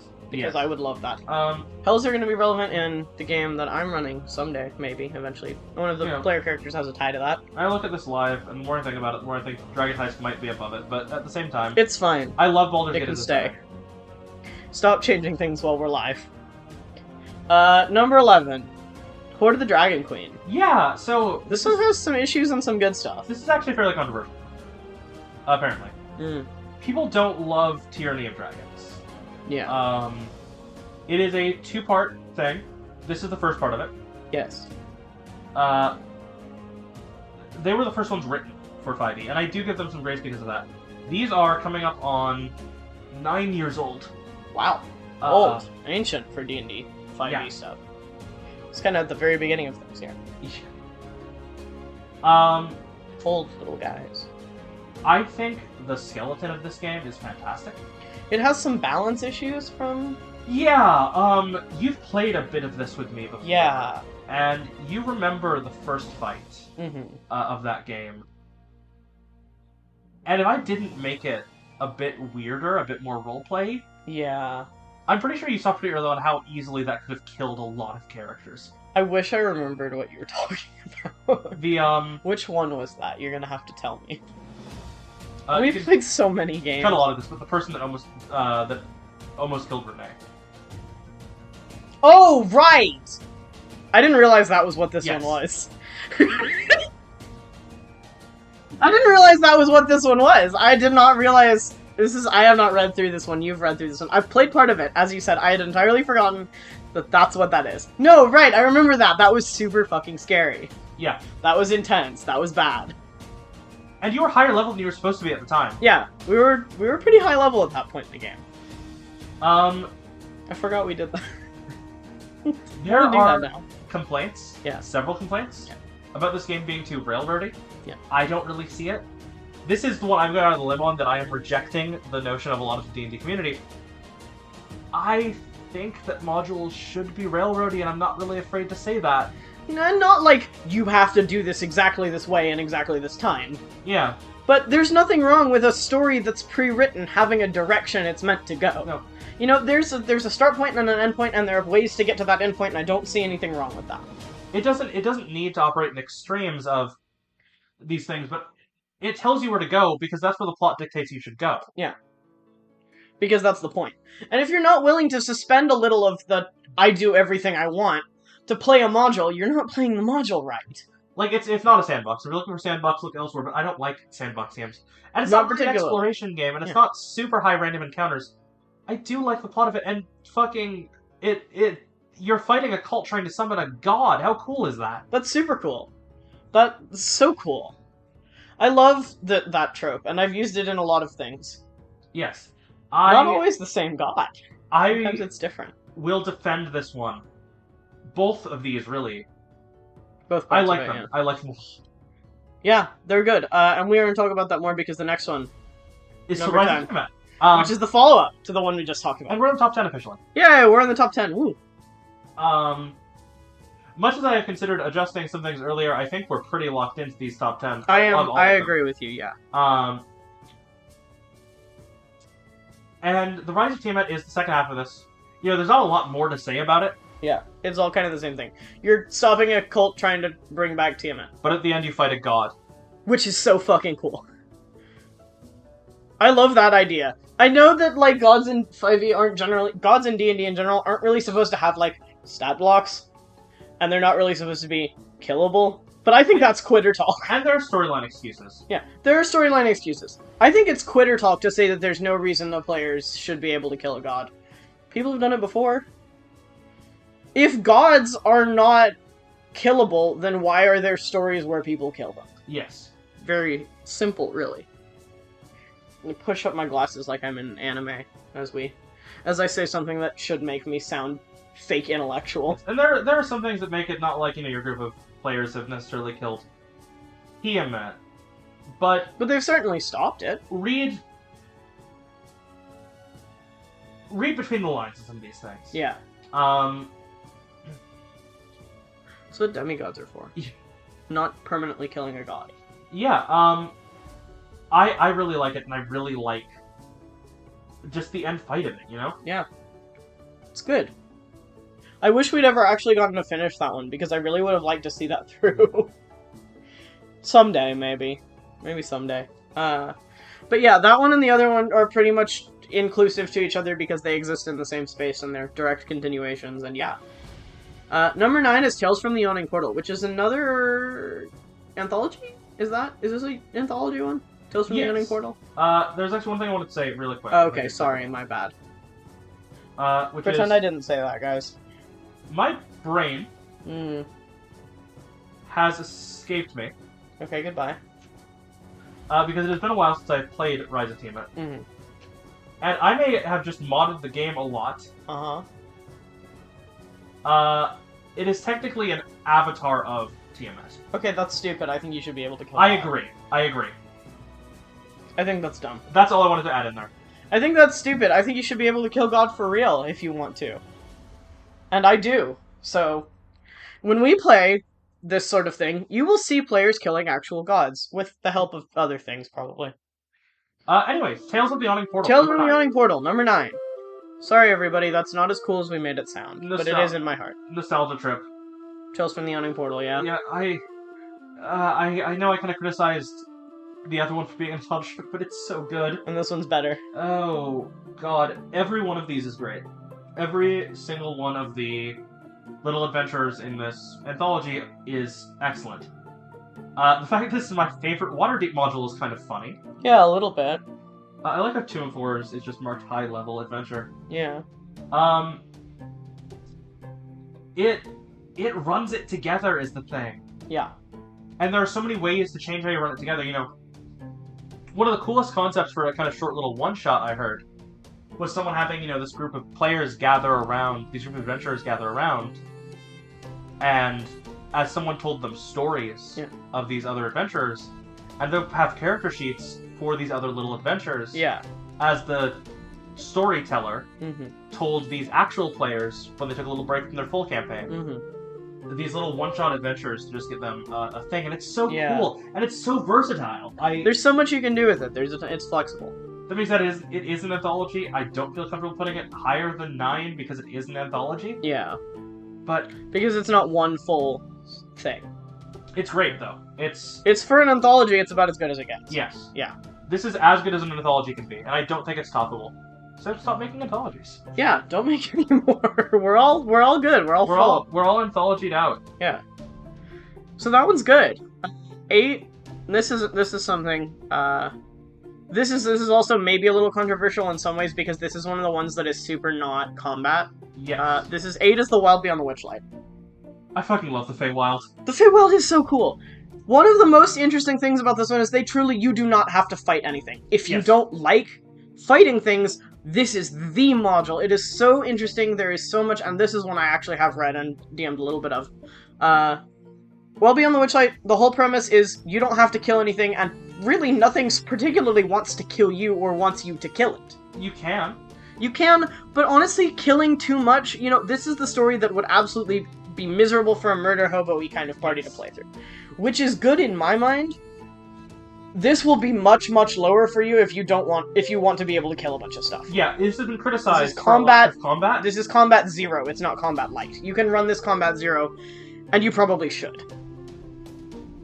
People don't like that because people like to fight things. But I like it because I don't like to fight things. And I think the idea of an entire module, several levels worth of play that is entirely based on navigating social encounters and roleplay and exploration and getting into the details of the experiences of the people involved, I think that's incredible.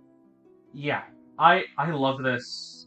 And this is only at number 8, so there's some cool stuff in here. Do you want... This is your chance for the world to vent about the carnival. The carnival sucks. Listen, it's a great premise. I love the idea of... there was an article, it might be the article that you were talking about. I was reading something and it was like, maybe the idea of starting at a carnival will be the new starting at a tavern. I think that's great. I think it's so cool to have different settings where you can really just have a bunch of people meet for the first time, or already know each other, either way. The carnival is a great idea. It's such a drag in practice, and I hate that, like, some of the things that make it drag on are vaguely necessary later, if you really want to pull things together. I think that it is... I mean, it's all about, like, tracking the, like, happiness points or whatever. There's, like, a whole, like, tracker they give you, and that's cool in theory, but everything is so... It gets so repetitive and boring, and there's only so much description and flavor you can add to the same idea of the same carnival events over and over and over again before it gets boring, and that part has no replay value. And there's so many The Resident might. This part has no replay value. It's so boring. It's such a drag, especially to DM, and if your players aren't super into the idea, they'll also be bored. There's so many things that happen in the Feywild that are affected by what we do at the carnival. And I remember you reading through the first chapter of this, you looked at me and you said, I feel like I'm having a panic attack trying to read this. Yeah, it was overwhelming. There was so much, and it all mattered in a way that I couldn't quite avoid, but it didn't matter enough to be worth playing through. Yeah. So I never really took it that far because of that.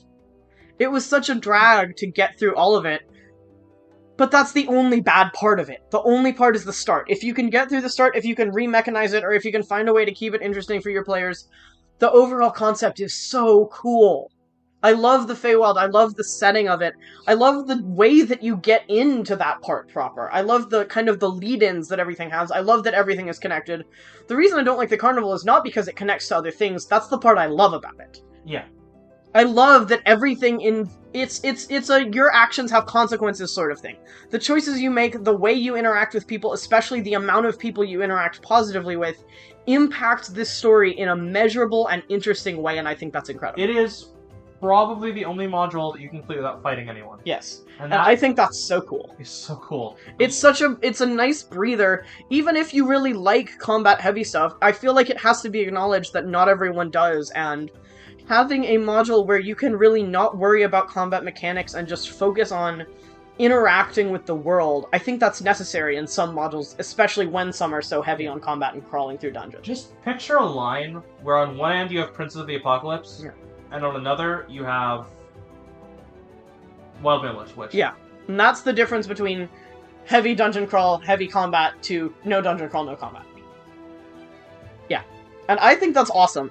I think that there should be room, just that there should be room for stuff like Princes of the Apocalypse. I think there should be room for stuff like this, and I just like this side of things better, so it's higher. You know what? Edit out my my changing of Princes of the Apocalypse earlier, and I'll tell you exactly why. Yeah. Cut this interview. Princes of the Apocalypse is where it is, even though I hate dungeon crawls because it's an amazing dungeon crawl. Yeah.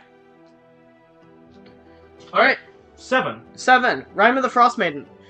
This is where we get into stuff that I just really, really like. Yes. Like, I like Wild Beyond the Witchlight. This is where I get into things. I've never actually run Rime of the Frost Maiden, but I've thought about it so many times.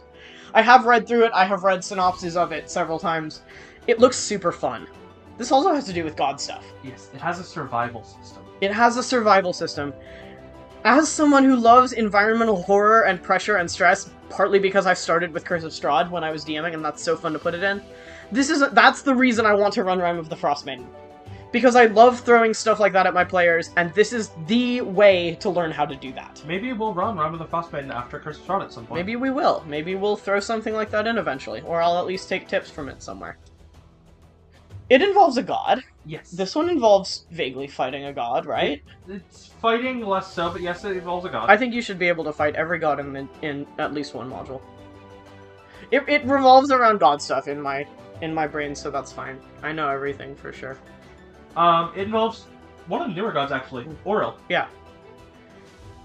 Ice god. Yes. Goddess of winter, or something.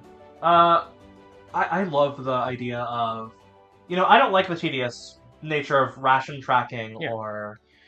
But you can make that more interesting, Mm-hmm. and that's what this does. This takes ration tracking and daily travel and, like, ups it to 11 in terms of intrigue and fun.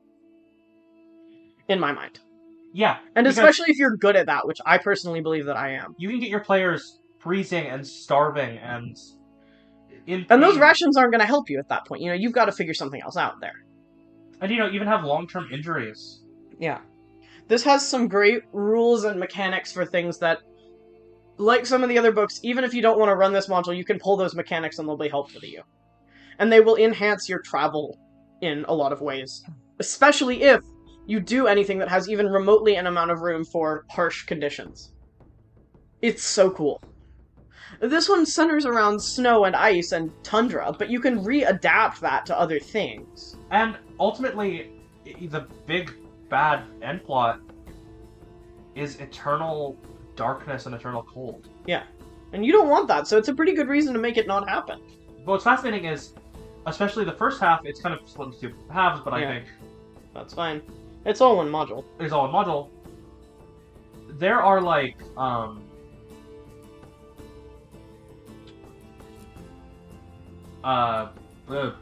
my brain totally shit itself. Goodbye. Survival is cool. Survival is awesome. And, right, especially the first half, there are kind of multiple endings, almost like a video game. Yeah. And your players' choices and agency matters. And I love giving players agency, especially in modules. I do too. It's so fun. The one bad thing that I've read about basically every synopsis of this, the first half ends with something that can fuck you over hard if you don't get it right. Yeah. If you can tweak that at all, or if your players just naturally get it right, you're fine. If you mess that up, it can potentially basically be game-breaking. Yes.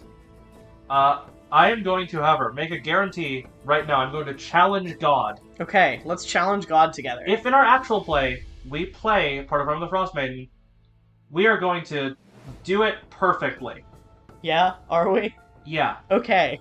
I trust you. We are not going to fail slightly. Not at all. Not even a bit. A fucking guarantee right now. Okay, well we're not... I don't think we're going to be putting that one in the game we're doing right now, so it may be a while before everyone finds out whether or not that's true. This is one of the first videos going up on a channel. It may take years for anyone to see the payoff of that statement. Whether true or false. That's called long-term storytelling. That's called long-term storytelling. You guys are going to have to follow our channel for years to find out whether the Penitent was right about that. Yeah.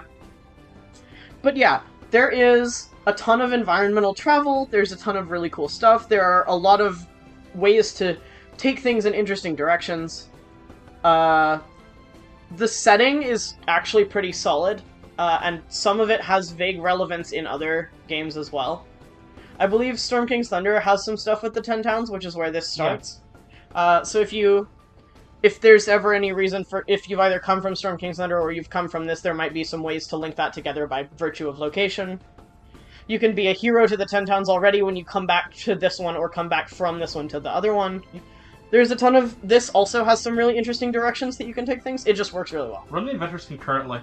No, wait, don't. Have the 10 Towns dealing with both this and the Giants at No, the same wait, time. don't. That's too many problems. Some of it's so time-sensitive that that would be hard, but I could do it. I believe in myself. Maybe I'll do that sometime. Maybe the next game we play will be me doing that. And you guys will get it perfect. Number 6. Out of the Abyss. So, I love this game. I love Underdark campaigns. I love the Underdark. It's my favorite place. Why? Too many spiders. So, my question is... My one complaint... One complaint. There's why are only there one. so many fucking characters? Too many. Entirely too many. You don't need that many. You can trim that down, and none of them directly probably have any tie to your actual players. You could switch them, maybe, for things that are more relevant, but again, that's legwork that you have to do that the game doesn't do for you. Yeah, that being said, I do love the game. I love the Underdark. It is my favorite setting in so many ways. I love it so much. It's the Underdark and Waterdeep. A major flag that I want to point out here. Yeah. Which is it makes the mistake of having all of the drow be evil. Don't do that. We have a video on that coming out soon. We have a video about that coming out in the next week or two. Please don't make all your drow evil. I'm not going to harp on it because we have other videos where we're going to talk about that. Look forward to those. Stay tuned to those.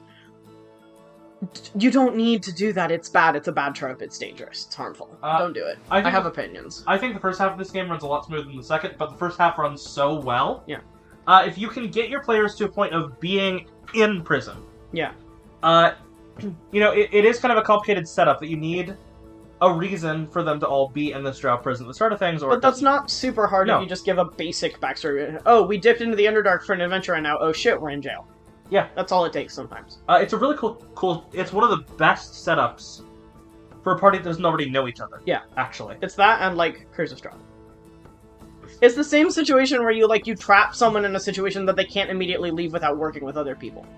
It's great for that. Yeah, and I I love tweaking some of the NPCs here. Yeah.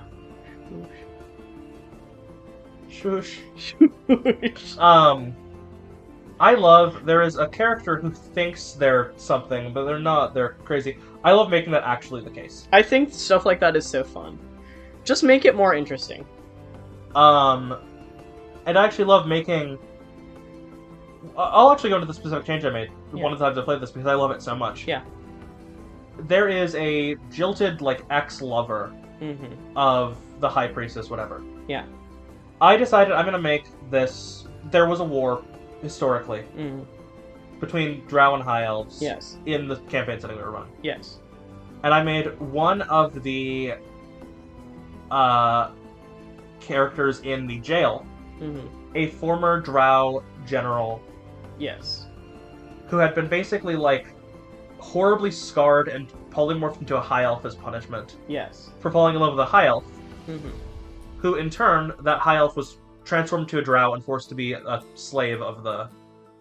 Yes. The High Priestess of this temple. And that was one of the coolest, most compelling things I had between NPCs. And it was awesome. Yeah. You can do a ton of stuff with the NPCs in this. Yeah. There's a lot of them, but that gives you a ton of room to work with them and have them be relevant in their own interesting ways. Yeah, and please fuck around with the idea of relations between Drow and High Elves. Make a High Elf PC. I think that's really cool. Yeah. There's a ton of stuff you can do. Just please don't make all the Drow evil. And don't be afraid to, like, cut back or change the NPCs if you need to make it function better for your brain. Yeah. Whatever works for you best. There are a lot of NPCs, but a lot of them are really cool, and you can change or add some of them, I think. Yeah. I'm least intrigued by the most commonly mentioned NPC. Yeah. But yeah, I like them a lot. I like this game a lot, obviously. 5.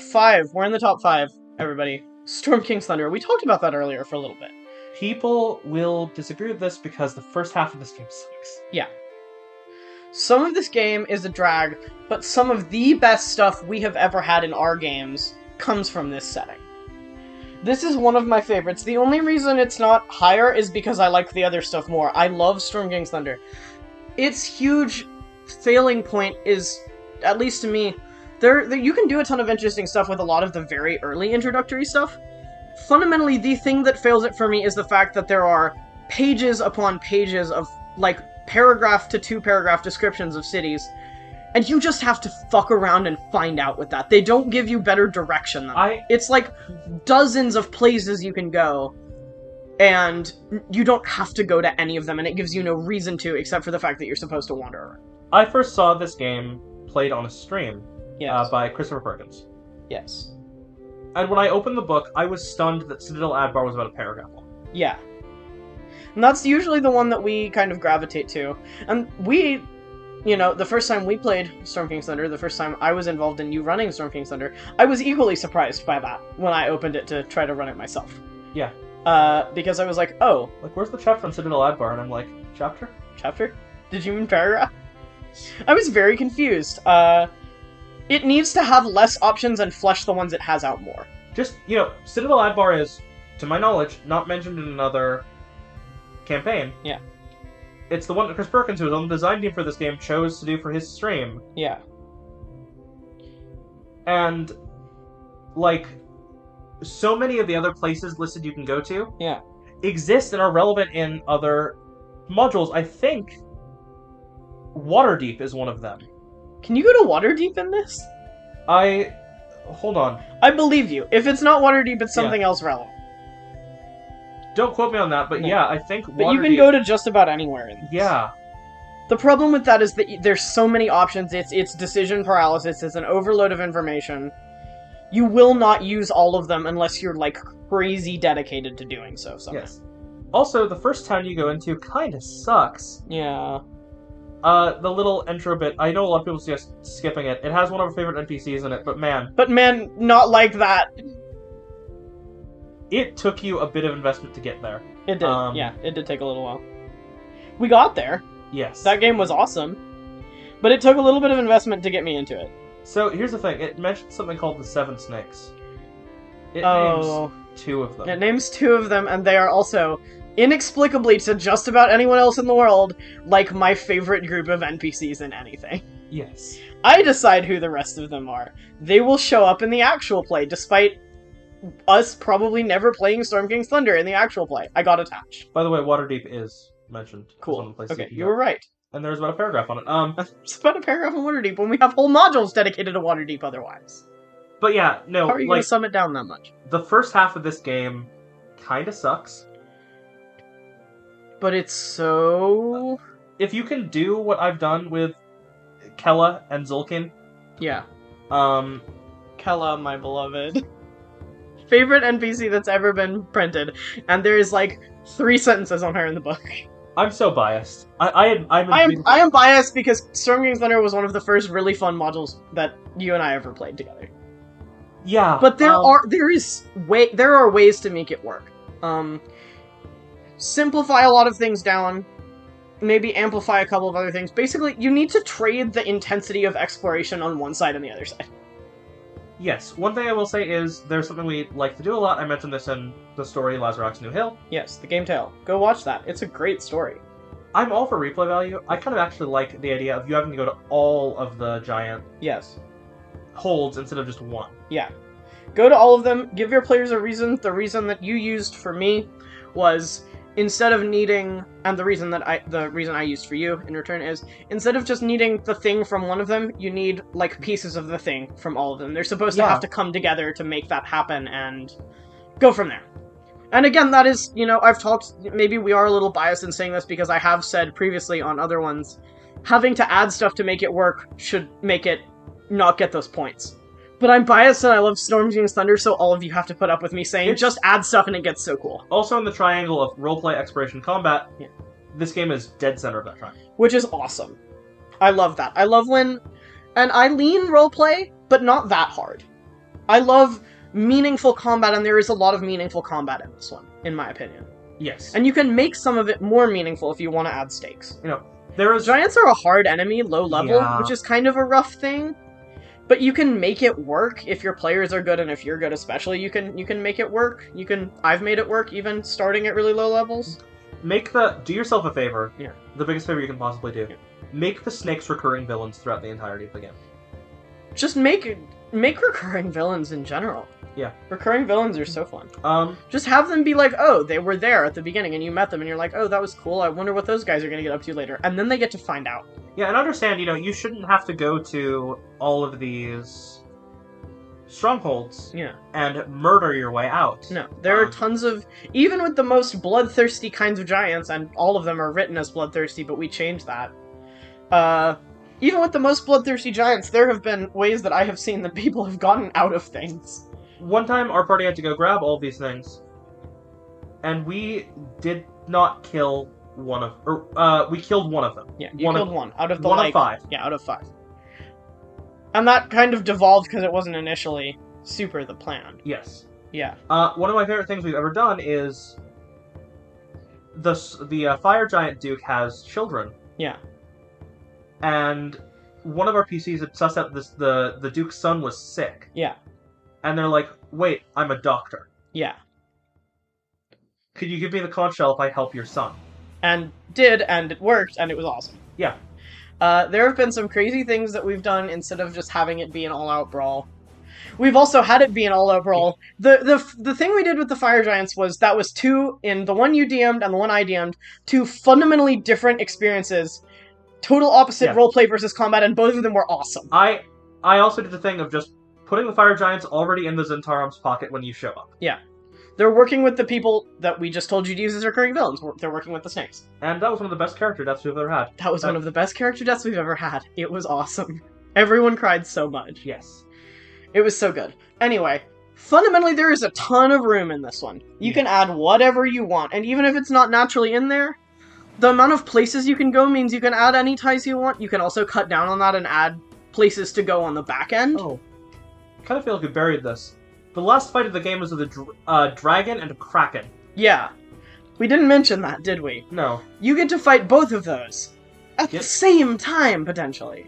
By the book, no, but God, it should be, because the book is cowards. Yeah, no. You don't have to fight them at the same time, but the idea that you could fight a dragon and a kraken at the same time in the same combat is the coolest concept ever. And even about the same time... Right? Basically back to back. Yeah. You maybe get a long rest in. Probably But you don't have short to. Rest. But you don't have to. You get to fucking fight a dragon and a kraken in this module. Like, right next to each other, if not at the same time, like I have done before. That's so cool. There was one time that I ran Storm King's Thunder where that kraken ended up just, like, kind of fucking off because it decided it didn't want to bother you anymore. Yeah. And that was fun. There's so much versatility with this one. We've talked about this one for a while. I want to talk about the next one now before I make people mad that I've talked this much about a game that probably isn't objectively that good. 4 is Call of the Nethery. So this is the crit roll one. Can you tell we're biased and like crit roll? Probably. That's fine. I don't really care. It's incredibly well written. It is by leagues the most well written tie-in module ever, and that does not surprise me considering where it comes from. It's a beautifully written book. It's incredible. It uses the pre-written setting of Exandria. If you don't want to use an entire pre-written setting, don't. But it needs that to run, so if that's not something you're into, don't run this one. It does take a lot of front-end prep. Yes. Is what I'll say. Takes a lot of front-end work, but it can pay off incredibly. It is such a well-written story. There are a lot of modules that you can open up and be like, okay, I got this. Yeah. I can kind of skim as we go. Yeah. This is not one of them. But does that really surprise you? Again, given who it's written by. There's a ton of front-end planning that goes in here, and like I said, if you can do that, you can make this an incredible time. There are some things that people are very divisive about in this one. The main one being there's a group of rivals that is supposed to level up with the party. They're supposed to travel kind of working against the party. It's not necessarily supposed to be 100% enmity. You're not supposed to be trying to kill each other all the time, but they are rivals. And there are some groups, some parties that might say, oh my god, these people are so annoying, and just murder them. Yes. Don't let your players do that if you can avoid it, because it does change some stuff. It does make some things more difficult. That is a part that does require a lot of front-end prep. You can use the ones that I think they have just in there. You can also make them people who are connected to the PCs. It's supposed to be the same number, which can be a really cool way to have backstory tie-ins or things that will be perpetually relevant. It's also a great way to keep them from getting murdered, because that might have significance to the PCs. Fundamentally, I've barely read through this one, but from everything I saw, even if it requires a lot of front-end prep, it's awesome. There are a couple dungeon crawls in this one that aren't the whole thing at all, but they're they're well-written, incredible dungeon crawls from everything I've heard. This one, the only drawbacks it has are if you don't really like the setting of Exandria is kind of the biggest one. If you don't want to run something in that entire pre-written setting, you can't really run this module, and also some people don't like the rival aspect. Yes. That's the biggest thing. It's so good otherwise. There's so much interesting detail, and just, it's so well done. It takes a lot of work, but it's worth it. Yeah. It has, despite being kind of a very specific tie-in, it has a lot of versatility in that way. It's a specific tie-in the same way that Waterdeep module is a specific tie-in to the world of Faerun. Yeah. You don't have to have ever watched an episode of Crit Roll to enjoy this game. Yeah. It just uses the same setting. Yes. It's a sprawling setting. There's a ton of interesting stuff in it. There are a lot of things you can do. There are a lot of ways to explore and interact with the world. There is room to keep going on this one. It goes from what? It's levels 3 to 12? Yes. Yeah. There is a ton of room for you to go beyond that in the same setting in Exandria, There's which also is super a ton cool. of information to make your own Exandria-based campaign. Yes. It takes you all over Exandria, so if you're a fan of Crit Roll, you can see a lot of places like Whitestone. Yeah. That you may know from the Is strength. Whitestone in this one? Yes. I didn't know that! What? That's so cool. I don't know if the adventure ever takes you to Whitestone, but they do describe Whitestone in the book. That's cool. I love that. Yeah, this is... Like I said, the dungeon crawls in this one are pretty good. They're really good. It's not the whole thing. From what I've heard from several reviewer counts, from people who have played and people who have written articles and all that, there's a lot of different stuff in them, even for them being dungeon crawls, which I love. I love when there's opportunities for roleplay and a lot of fun puzzles and cool stuff like that, all thrown into the same dungeon. I think that's awesome. I think that's super cool and useful and fun. I'm a little biased because I like crit roll, but you don't need to like crit roll at all to play this. You just need to tolerate the setting, and it will be a great time. 100%. It is fantastically written. Yeah. It takes a lot of work, but it's worth it. The work is 100% worth the effort because you can tell such a cool, comprehensive story with what this gives you. Also, my apologies. It's late at night. There are 2 Exandria books. The other one mentions White Stone. Oh, okay. That's okay. Yeah, there's the other, like, less modularly, more like just setting stuff for Exandria. You should probably get that to go along with this. I would recommend it, yes. Because even though it's a little bit of a money sink, like, it's worth it to have so much more insight into the setting, and it also helps you go from this one into more of Exandria, into a more open-ended thing. But yeah, this one starts strong, travels strong, finishes strong, and leaves a ton of openings for you to go other places. And it is a fundamentally very solid module. Yeah. Number 3 is Tomb of Annihilation, which I've never personally played, but I've looked forward to playing it someday, and I've heard some great stories from you about playing it. So this is better served with players that have either died in their backstory, or have played enough as a group together to have had multiple of them die. That is kind of the central point of this. Because the crux of this game is that the bodies of people that have come back to life are slowly deteriorating, and they're all returning to the grave. Yeah. And the people that are dying now can no longer come back. Yeah. It is, of every D&D module, it is the simplest one-sentence story summary that you can tell to someone and just go. Yeah. Everyone who has died is dying, and come back is dying again, and everyone who is dying cannot come back. Yeah. This one's, I've never played it, but I've heard some great things about it. I've also heard that there are some parts of it that make it very difficult to get through. Yeah. Depending on your party. So, exploration is the kind of name of the game for this one. Yeah. Which can be fun. It can also be a huge drag. There are a lot of combats that can turn super deadly. Yes, which is bad when you realize that nothing can come back in this one. Yes. There is notably this random obelisk that contains this horrible, and I don't remember if this is AL or in the book itself. Yeah. I believe it's in the book itself. Right before the last dungeon, there's this random ass obelisk, which you don't ever have to interact with. Yeah. If you push it over, it releases this horrible demon from the hells who will fucking murder your entire party. Yikes. That's not ideal. It's basically an impossible fight to win. Yeah. It has to leave after a few rounds. Yeah. So you just have to kind of hold out. But it will waste all your resources before the final fight with, by the way, a lich. Yeah. Liches are super cool. I love these, like, high CR, crunchy enemies that you can throw at players. That's part of, again, why I like Storm King's Thunder. There's so many kind of well-known, relevant, highly well-reviewed monsters. You know, a dragon, a lich, a kraken. All of these kind of quintessential monsters to the setting. Anything that throws something like that in is going to be super cool to me. Schult is also just a really cool setting. There are a lot of cool things. But they're dinosaurs?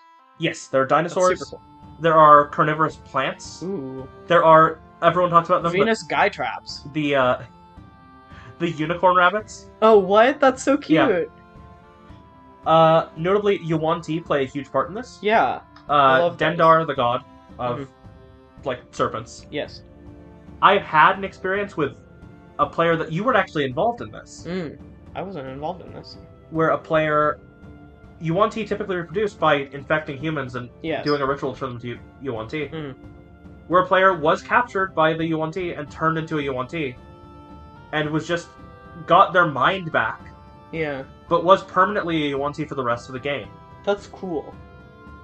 And that's something that can happen in this feasibly. Yeah. Without much adjustment on your part. That's cool. There's a ton of cool stuff you can find in the exploration of this. The only drawback is if you don't like exploration. Yes. As a DM, a lot of it's on you. Yeah. To make it interesting. Yes. Especially to add roleplay encounters. Yeah. One of my favorite things to do, this is shamelessly from a stream. After a series of fights, have the players wander upon a cottage of a kindly turtle that gives them tea and asks them to recount their adventures and slowly pushes the characters closer together. Yeah. The one more thing I will say is, this campaign is deadly as fuck for something you can't bring people back in. Yes. And I have heard a story careful.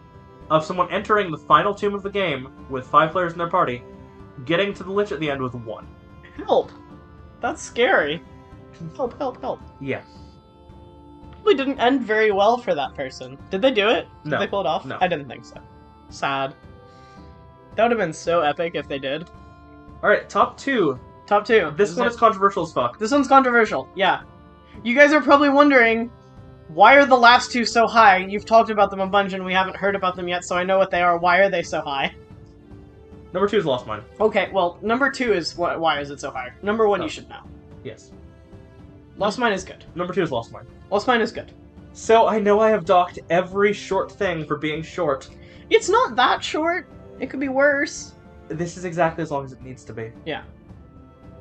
It is what it needs to be. It is an introductory adventure. It gets you somewhere and gives you... One of the great things about Lost Mine is, in Phandalin, there are a bunch of ties to different factions in the same way that the Waterdeep one has that. And if you make friends or enemies with any of those people just by virtue of interacting with them and maybe doing favors for them, depending on how you do it, that is a great way to get some ties into some stuff later. Basically, like, every major mentioned faction has, like, one person from the town who, like, is a part of it, I believe. And I remember using some of that to great advance. It has tie-ins to Zentarum, Harper's, Lord's Alliance. Order of the Gauntlet, and Emerald Enclave. Yeah, which is a lot, and super cool. It is the quintessential first-level adventure starting point. If you are coming to me saying, I just got into 5e, what should I play? I'm telling you this game. Yeah. If you're saying, hey, I'm starting a new campaign with my veteran group, what module should I play if I'm playing a lot of modules? I will tell you Lost Mines. Yeah. Or Lost Mine. It is... If you want to start with a module, and you want to start with the starting module, you gotta start with Lost Mine. Yeah. It's the one. It's the starter. It is the one. Yeah. It is the starting module. There are other starting modules, but they are not the starting module. And, like, I know Icefire Peak. Yeah. It tries. It's very hard to compare to this. There's only one thing that comes close, and it's not really the same kind of thing at all. Yeah, I don't like the Black Spider is written. Is the one thing. Yeah. The villain of this game. I think it's a little underwhelming. People will want to make him a female Drider, I've heard. Yes, which is cool. Or a female wizard with Driders flanking her. Yes. My favorite is to make a, they're not in SRD in the book, Purple Dragon. Yeah, that was cool. The time we did that, that was so cool. To make the Black Spider a Purple Dragon. Yeah. And to make the Black Spider relevant to more things later. A sign of things to come. One of the things I did was, a PC once was a drow. Yes. Who hadn't seen his family in years. Yeah. And I made the Black Spider his father. Yes. Which was so fun. Yes. I remember that as well. There was so much interesting stuff that you could... This is one of the ones you can pile a bunch of stuff in. If you do it right, you can work a surprising amount of stuff into this game.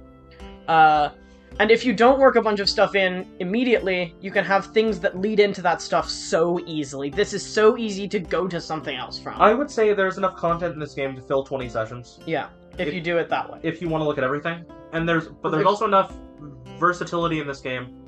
You can get out of it in 5 hours. Yes. You can get out of this in 1 long session, maybe 2 sessions if you wanted to. And I have done that before.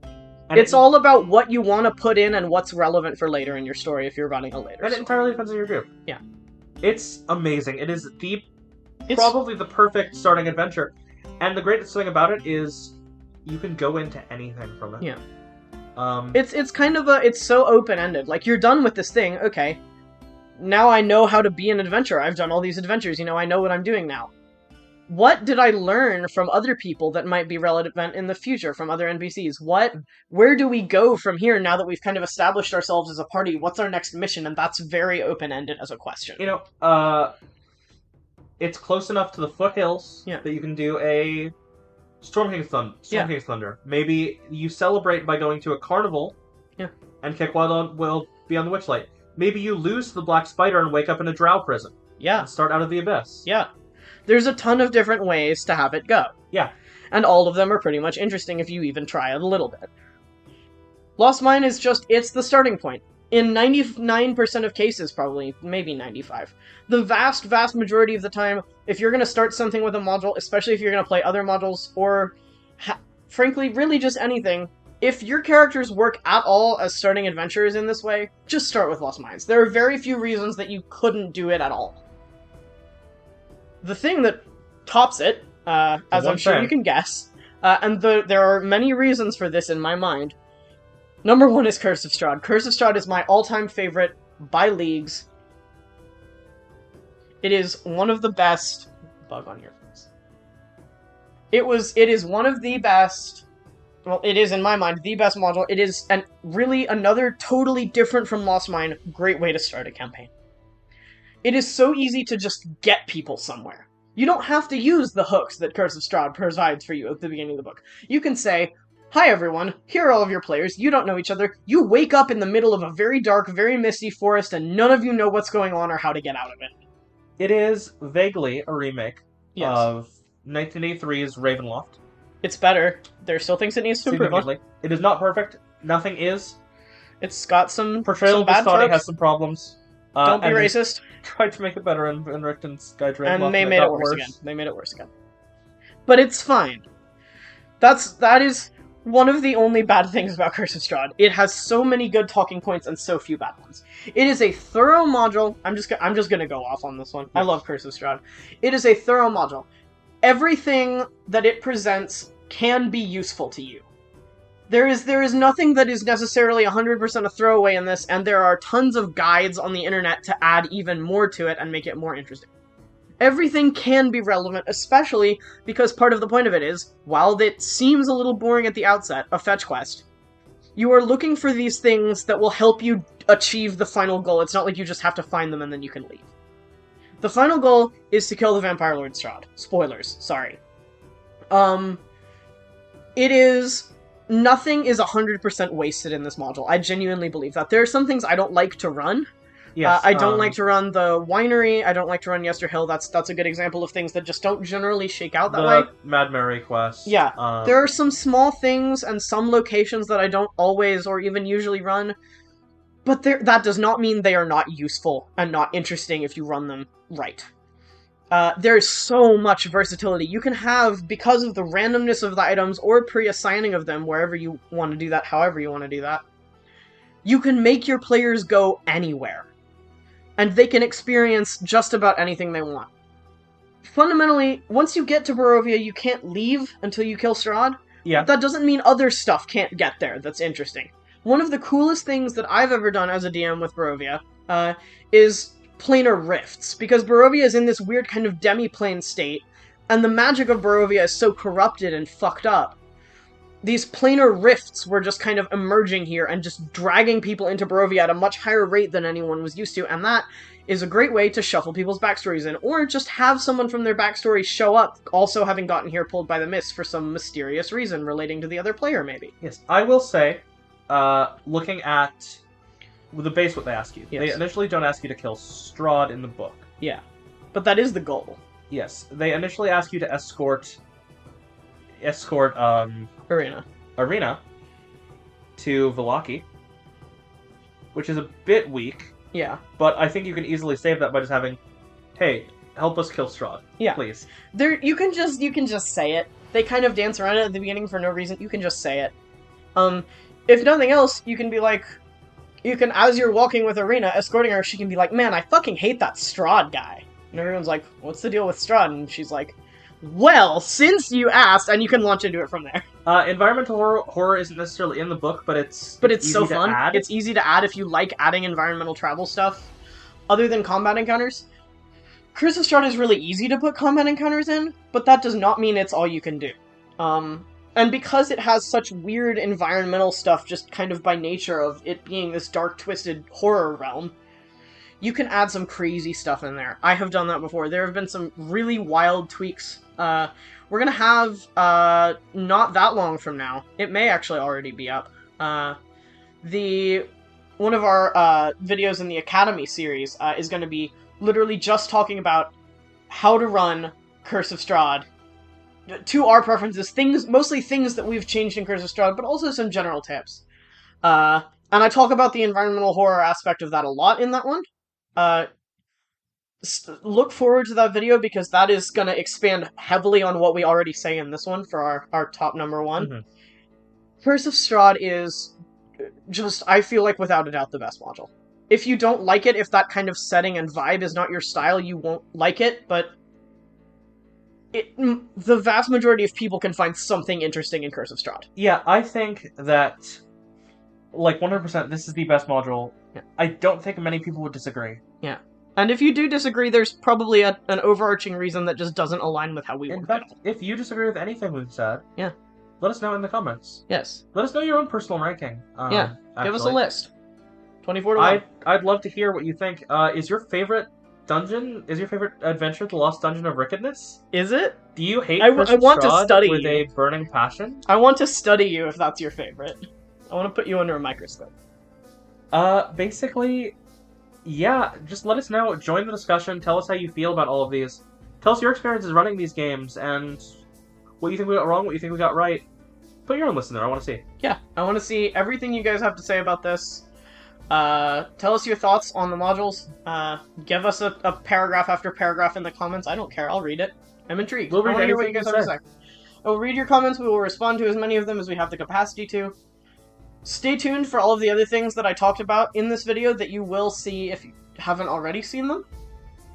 There's a ton of good stuff out there. These modules, none of them are 100% bad. There are just some that are a lot better. Yes. None of them are useful in no context. None of these are going to provide a bad. None of them are 0%. Nor are any of them perfect. Yeah. I just have a bias because Curse of Strahd is my favorite thing ever. Yes. So with that said, leave us your comments, leave us your thoughts, leave us your opinions. Do make sure to like this video, and like all of the other videos that I reference in it.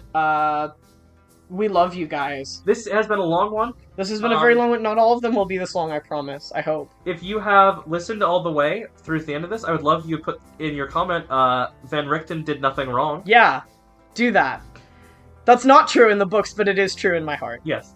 Because we play that differently. Just check out the Curse of Strahd video. You got all the way to the end of this, and hey, thank you so much for watching us. Yep, thank you guys. Thank you for watching this video from College of Lore. Remember to like this video, subscribe to join the party, and have a fantastic adventure.